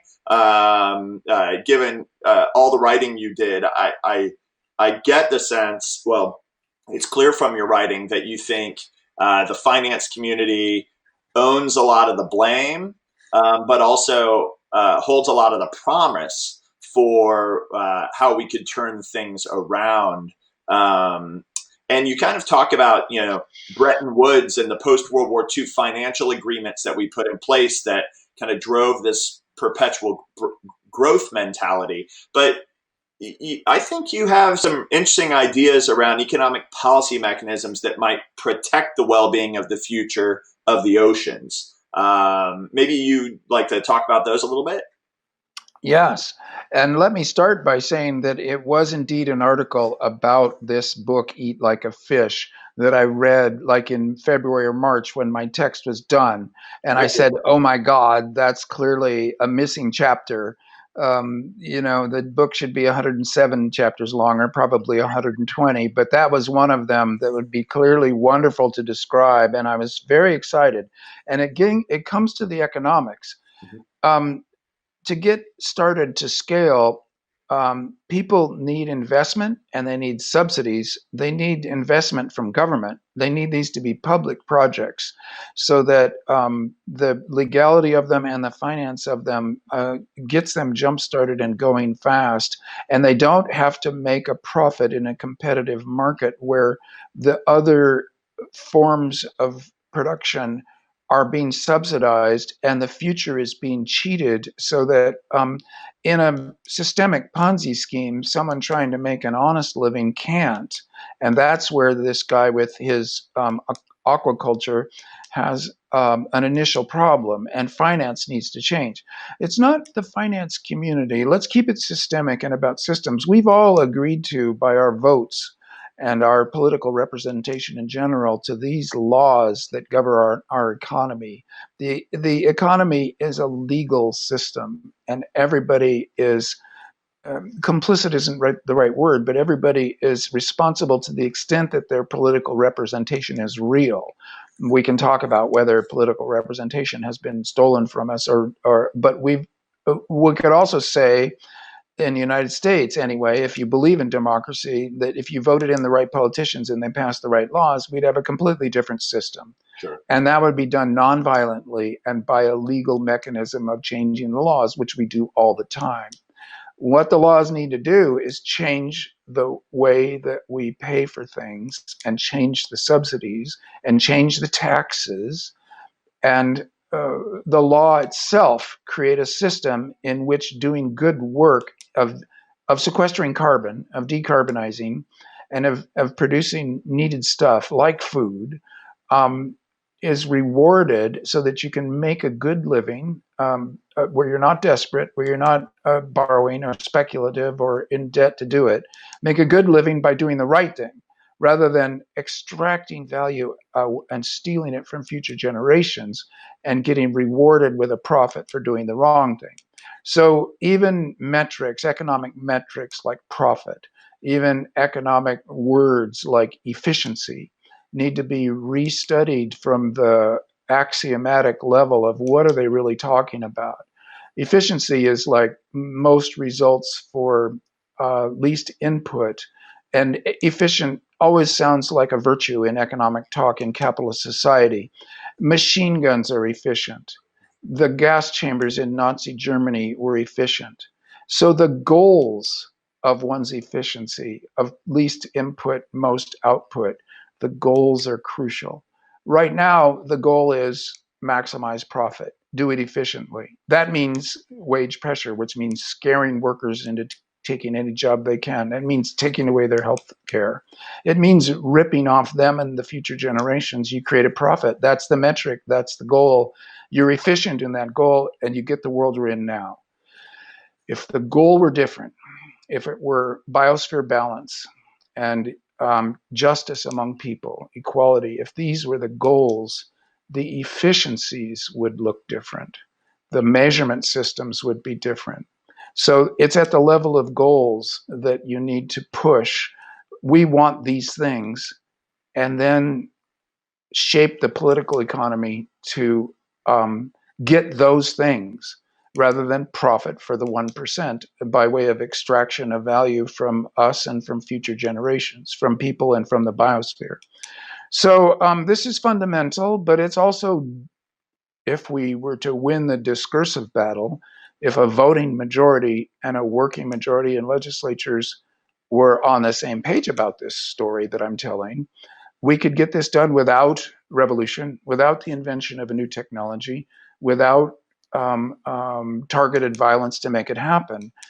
I hold out hope that it could still be done by winning the discursive battle, spreading the story, getting the plans out there. The technologies already exist, and then making it the law of the land. And the finance community, Wall Street, if that were the goal of society and if the laws were right, they would be finding ways to make money from that. Well, that could be seen as the usual parasitical kind of vampirism, or it could be seen as a way of generating more capital to throw into more good efforts. That would be depending on who in the financial community was doing what. It is a human business in the end, and people are making moral and financial choices. But however, everybody, even the people profiting through 2008, they were doing things that were ostensibly legal, and they were making money. So when there are legal things one can do to make money, that happens. People do it because that's the rules of the game we're playing. So we need to change those rules, is what I'm saying. And that involves clarifying the larger situation and going right back down to the axioms of what is civilization trying to do. Absolutely. So, just talk about finance. I'd like to talk about time and how we conceive of time. In your story, you envision kind of a fundamental change in ocean shipping, reverting back to sailing. And I've seen pictures of these container ships with giant masts. And they take a little longer to cross the ocean, but you make the point that, supply chains would adjust. If it takes 9 days to cross the ocean instead of 2 days, supply chains would adjust, commercial consumer expectations would adjust, and you even switch kind of transoceanic air flight, which is a huge carbon contributor, right, to ship travel, and you have some of your characters, crossing the ocean in a ship, and it seems utterly delightful, right? I mean, it's a little bit blast from the past, but it's a different way of conceiving of the value of your time. And trading away some of our time in favor of a more sustainable planet, right? So once that transition's in effect, it doesn't really come off as that much of a sacrifice. I mean, in your story, you're like, oh my God, no airplanes. This is going to be a disaster. And then you realize, it could actually work out okay. It's just a different formulation. So perhaps a more sustainable future involves taking more time to enjoy our oceans and other parts of nature? Like, how do you think about that? Well, thanks for that, because it has been really on my mind. And I love sailing ships inherently, and they were a good technology. And so the fossil fuel moment, the carbon culture of burning carbon and thinking that didn't matter, once we've learned that that isn't true, that historical moment and structure of feeling and economic structure is all past. It turns out that cruising around on the oceans at speed, burning diesel fuel, is wrecking the planet at a rate that means that it's not truly economical over the long haul. So it is a time function. And indeed, if a ship took 9 days to cross the ocean rather than 2, but there were 10 more ships and they were still arriving every day, nobody would notice the difference. And a couple of things have happened. The pandemic has happened. Many people have started working from home and can work from home because of this device that we're on now.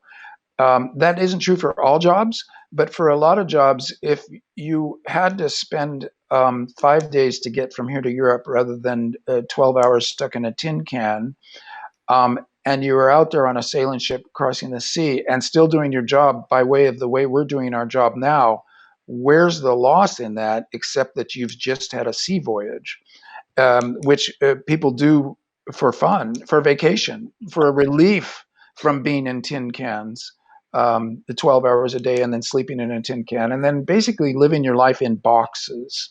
We live our lives in boxes, and we've been cocooned in oil, cocooned in crap. And stripping away some of that cocoon of necessity might have the unexpectedly positive side effect of revealing us more to the world itself. Like taking off layers of bad, oily overcoats because it's actually a warm day, and you strip off all that crap, and suddenly the wind's on your face and on your body, and you're thinking, wow, why was I wearing all that crap in the first place? So the pandemic has taught us some things, and I don't think these are lessons that are going to be forgotten, even though there's going to be a massive effort at repression of the memory of this period. When we get the vaccines, there's going to be an intense effort to pretend that it never happened and that we'll go back to the old normal. But there's going to be a lot of people saying, no, I remember, I had my kids that should have been in school in my face all day. I know things are different now. And this is merely talking about the prosperous third of the developed world. For a lot of people, it means more like, no, I remember we were starving, our crops failed. The immiserated 2 billion on the planet are at the sharp end of the stick, and they're not going to forget either. So I think we're going into a changed time that will change our sense of time, as you put it. So it's no longer microseconds in high frequency trading. It's more like, wait, I'm going to take a week. And to finish this, my wife and I, her family place, which we love and need to take care of, is on the coast of Maine. We live in California. So this year, in order to avoid airplanes and airports, we drove. Well, it was 5 days of continuous driving. It was a carbon burn. It was possibly even, I'm not positive on the math here, but I think it was considerably smaller carbon burn than flying would have been. And it was interesting in a way that I wouldn't have suspected. I thought, oh no, 5 days out of my life, those 5 days could have been spent on our place in Maine, blah, blah, blah, blah. And then we did it. And I was thinking, well, this is weird. The country is big. The continent is weird. The differences between the West Coast and the East Coast, just in landscape terms, in geographical terms, to speak to your people, is fascinating in a way that flyover doesn't show you. Right. The flyover doesn't give you the scale. It doesn't give you the textures. So the same will be true on the oceans. And I've never even done it, but by God, before I die, I'm going to sail across an ocean as a passenger, watch the sails. And to finish, though, there's a Swedish company, there's others working on this, giant container ships with new high-tech sails. The sail and the mast are the same, and they are controlled with the help of an AI. And sometimes there's even talk of throwing a kite up into the jet stream and getting pulled along a little extra. World traffic, I postulate, would begin to trend in the same way as the prevailing winds. Right. Always true in the past, but the trade winds were always a huge advantage. If you wanted to go west, you would find the trades. So if this comes back, there's actually a lot of good in it. It's a positive outcome from a bad situation that we're in now. It's a solution that is not wearing a hair shirt or going without or suffering, because I think a lot of young people in particular are thinking, God damn it, they had it great in the 1960s, cocooned in oil, and it wasn't that great. And living more exposed to the world with these new solutions is a more sophisticated technologies. It's more stylish. It's more alive. And that's something I think the young people can seize on and create and think, no, this is actually the best generation yet. It's not a reduction of standard of living, not at all. No, I love that. So kind of my last question, and then I will cede the floor to you. through the lens of your imagined future, what would you tell future generations to dwell on and take action on regarding the future oceans? The half Earth philosophy ought to be applied to the ocean as well. There ought to be huge parks set by boundary, surveilled by satellite, that are simply never visited by human ships. And that doesn't completely solve the problem by any means, because the systemic issues flow through the oceans everywhere. And nevertheless, for the life in the oceans, it being so fecund and lively, so healthy when it is healthy, if we were to leave, and you could leave 2/3 of the oceans free and still do all of the things that humans need to do in the ocean, and allow the ocean to replenish itself.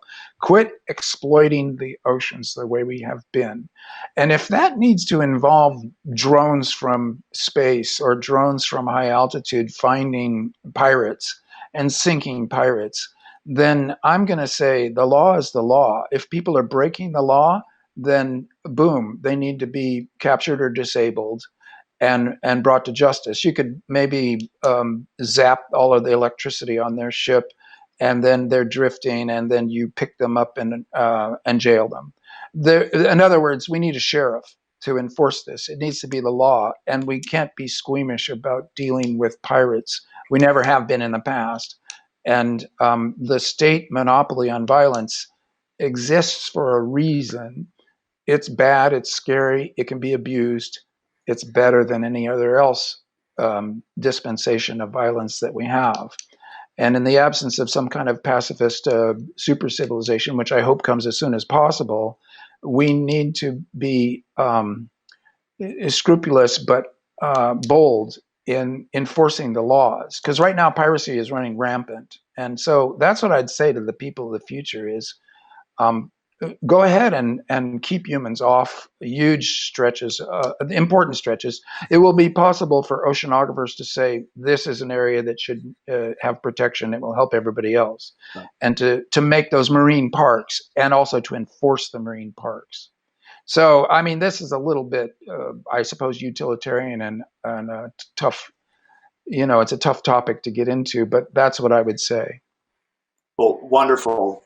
Stan, out of respect for your time, this has been a wonderful discussion. Any parting comment you want to make before I tell everyone who's watching this to make sure to buy The Ministry of the Future and read it now? Well, I'd like to say thanks, and also the American Geographical Society. Geography is, it's every kid's dream. It's the globe spinning in your. I had a globe that lit up like a lamp from within. It's still by my bed. I've had it since I was 7, and so its political map is from 1960. Pretty cool, and it's a little faded, but it still works, and I love it, and everybody should love it. It's more than maps, it's the world. What I love about geography and that whole related set of sciences and humanities, the combination of science and humanities that represents geography, because it's really nature plus culture. It's about humans on our Earth, and how do they deal with the biosphere. That's a crux issue. So you're right at the crux and doing the good work, the exciting work. And a final story, on our drive back home from Maine just recently, we stopped by Niagara Falls, which I had never seen before. It was only a half hour off our route. And there it was, one Great Lake falling into another Great Lake. It was astonishing. I had never seen so much water. It was a wonder of the world. And there were thousands of people there, most of them masked, in order to take a look at the world. So I fear that internet reality has seized the brains of the young, and that the real world out there has lost its interest. But, I go up to the Sierras, and young people are using their iPhone to map these astonishing feats of strength and skill. I go to Niagara Falls and see something that is just like, the watershed that is gathering that, if you think about the size, it makes sense that it's that much water. The real world is the ultimate high pixel adventure, and it's also our extended body. It's important. So you guys are right. Put your finger right on the crux. You've found work. It can actually be, your work can be your play, as my grandfather told me, or your play can become your work. And it's also very important. So congratulations. I mean, you certainly have found the right way to spend a productive and fun life. And I'm filled with admiration and really happy to be included in the community. Well, that's inspiring words, and we appreciate the sentiment. Thank you very much. We may just excerpt that and play that on a loop on the internet forever on why people should care about geography. My pleasure. I would be so happy to be part of it. Excellent. Well, thank you so much. And to everyone who's tuned in today, I want to thank you for tuning in. Thank Kim Stanley Robinson for joining us for nearly an hour discussing his new book, The Ministry of the Future. Please make sure to click on it today and buy the book. It's a great Christmas present for all your friends and family. And we look forward to having you tune into our next talk later today. So thank you so much. Thank you, Stan. And we'll see you in the future. Right ho. Thanks, everybody. My pleasure.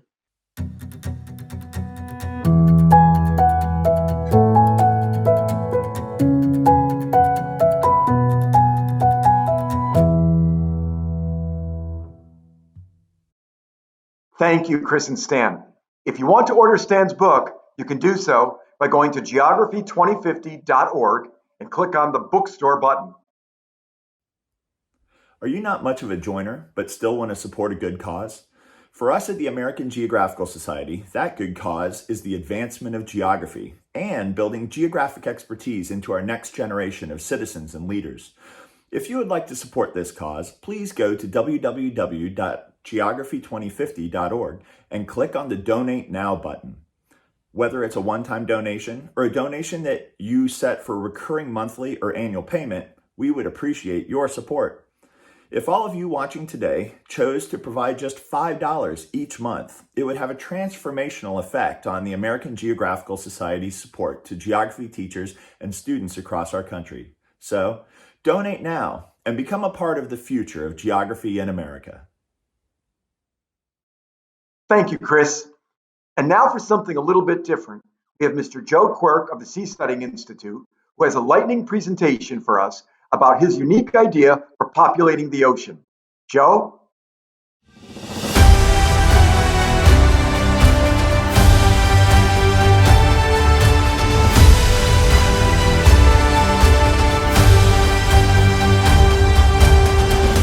Stop arguing, start seasteading. The news media encourages us to fix things by fighting. But Michelangelo counseled us to criticize by creating. We don't remember his political opinions. We remember the Renaissance he helped create. The Renaissance started in Venice. Venetians didn't change kingdoms from the inside. Venetian innovators quit and fled to a marsh and built a society on stilts, which the ancients called the floating city. This startup government was based not on kings, but markets and contracts. Venetian merchants would dominate the Mediterranean for 1,000 years, creating the model for capitalism that changed the world forever. 500 years after Michelangelo's birth, Steve Wozniak was struggling to change Hewlett-Packard from the inside. He presented his design for a personal computer 5 times and was rejected 5 times because the kings at Hewlett-Packard couldn't imagine why peasants would want a personal computer. So Steve Wozniak quit and founded Apple with Steve Jobs. And I am using an Apple right now. These are the Hewlett-Packards and the feudal kingdoms that won't let a renaissance of startup governments happen. Today's Wozniaks of governance, innovation, deserve their Venice. Fortunately, more than 2/3 of this planet's surface is ocean. Seasteaders propose that if we have a startup sector for governance and people can vote with their houses, if we could decentralize the very ground beneath our feet, We could replace monopolies on government with a market of governance. If you can float, your land is mobile. Imagine if your city was like a floating jigsaw puzzle. You can move city blocks and reassemble as you choose. Societies can only form if people choose to attach to each other. If some politician asks for your vote, you can detach your house, sail somewhere else, link up with your allies, and found your own floating governance provider. If you can vote with your house, governments will be companies and residents will be customers. A diversity of governance options will compete for your choices. No more monopoly governance based on force. This business model has been flourishing for decades. When I step off that land city and get on that floating city, my rent gets cheaper and my quality of life improves. My chances of being ticketed, taxed, mugged, panhandled all disappear. Why is the floating city better? That priesthood is largely self-governing. A captain on a cruise ship is, in practice, a dictator of his own mobile island. If you get drunk and assault one of his passengers, he can lock you in the brig. He can order his private security guards to abandon you on an obscure island and wave bye-bye. Happens all the time. What are you going to do? Sue him in Bahamas court? With so much power, why doesn't this ship captain flog his passengers and keel haul his crew? Why doesn't he make drunkards walk the plank? This is the captain of Disney Cruise Lines. Parents trust this tin pot dictator with their children. Why? Because in a market of governance, the passengers have the option of switching and buying governance elsewhere and writing a negative review online. The same goes for employees. Cruise ship workers can switch to another employer. When it comes to producing excellent governance, choice beats voice. Floating beats voting. Seasteads turn 2/3 of the world's surface into a canvas to experiment with the first voluntary societies. Criticize by creating through voluntary relationships, not government force. Save on taxes. The Seasteading Institute is supported entirely by donations from volunteers and pioneers who plan to create the new, blue, better, free world. I'll see you at sea.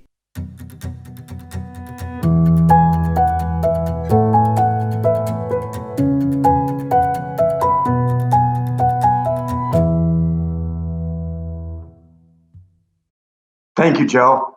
Wouldn't it be nice to be so free to live just about anywhere? And now we come to the end of our day in the symposium. To help us wrap things up, I invite our co-chairs, Dr. Lawson Brigham and Dr. Christopher Linden, to make some final remarks. Lawson and Chris? Thank you very much, John. And thank you very much to all of our speakers, organizers, the AGS staff, sponsors, contributors, and thank you for tuning in this week. This week, for highlights, we discussed on Monday the human impacts on the ocean. On Tuesday, we talked about the oceans as a contested environment. On Wednesday, we discussed exploring, mapping, and sensing the ocean.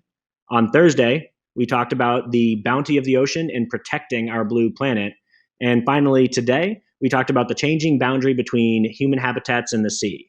Now, as a reminder, if you missed any of these sessions or want to go back and binge watch any of these days again, you can do so on the vault on our website. So if you navigate to the geo2050.org website and choose any individual session that you'd like to see, we encourage you to share it with your friends, your students, if you're an educator, colleagues, or just watch on repeat at home. For example, if you haven't seen it yet, if I was you, I'd check out the Explorers panel on Wednesday, a conversation with the admirals on Tuesday, and one of my personal favorite sessions, Dr. Brigham's Arctic Ocean panel earlier today. Thank you, Chris. I appreciate that plug for my last session. I think the conference certainly highlighted, we have 75 speakers, highlighted the complexity of all of the issues and the complexity of the oceans themselves. Again, even though we're Coast Guard officers and close to the sea in our careers, it does again, this symposium highlights the importance of the ocean to all of humanity, to all of life on the planet. The ocean is under great stress, and I think that was highlighted in almost every session, particularly the one that you orchestrated with the 10 heavy hitters of change, for sure.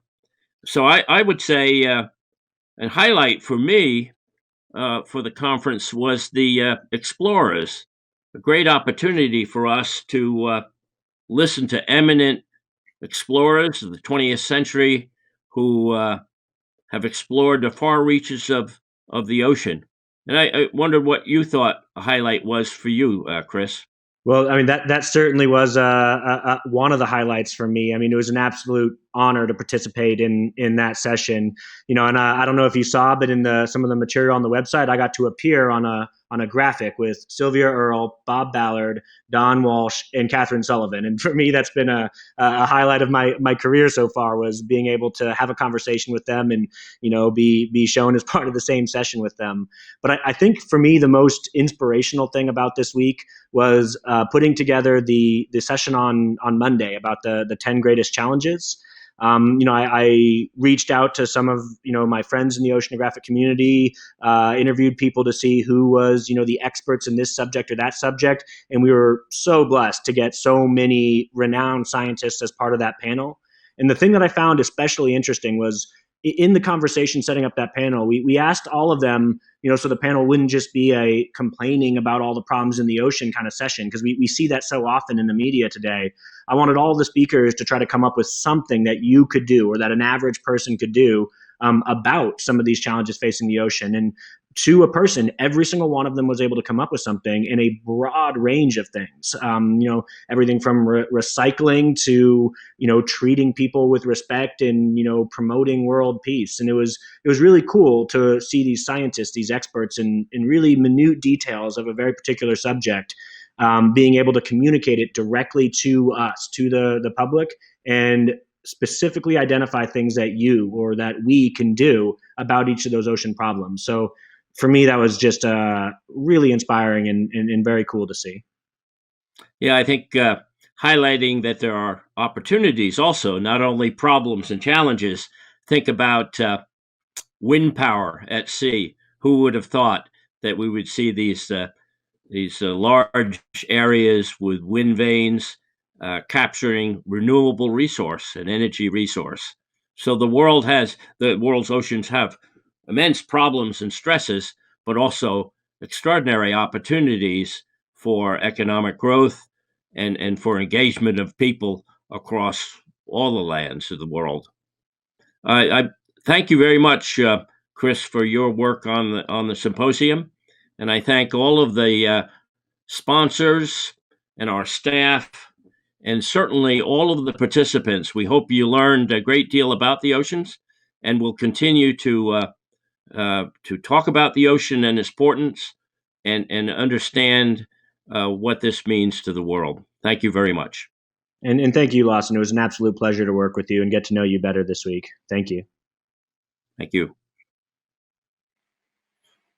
Thank you, Lawson and Chris. Without your expertise and your guidance, there's no way we could have achieved this fantastic week of Geography 2050, the future of the world ocean.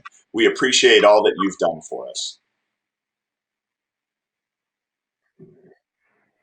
I'd also like to take this opportunity to thank our long-term partners from Columbia University's Earth Institute, the Fund for the City of New York, the Open Geospatial Consortium, and the U.S. Geospatial Intelligence Foundation. Your stalwart support over the past 7 years have allowed us to succeed at Geography 2050 as a multi-year strategic dialogue about the vital trends that will reshape the geography of our planet. This year focused on the future of our world ocean. We appreciate your support to us this year, previous years, and in the years to come.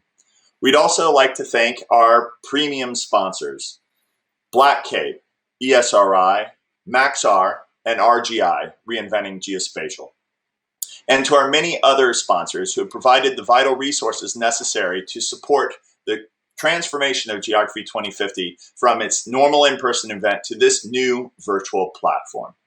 So with that, over to you, Marie. Thank you, Chris. What a week this has been. Hearing from our speakers, panelists, and award recipients always fills me with inspiration. As a lifelong geographer and president of AGS, I am energized by the dedication and creativity of the problem solvers and truth seekers who come to speak at Geography 2050.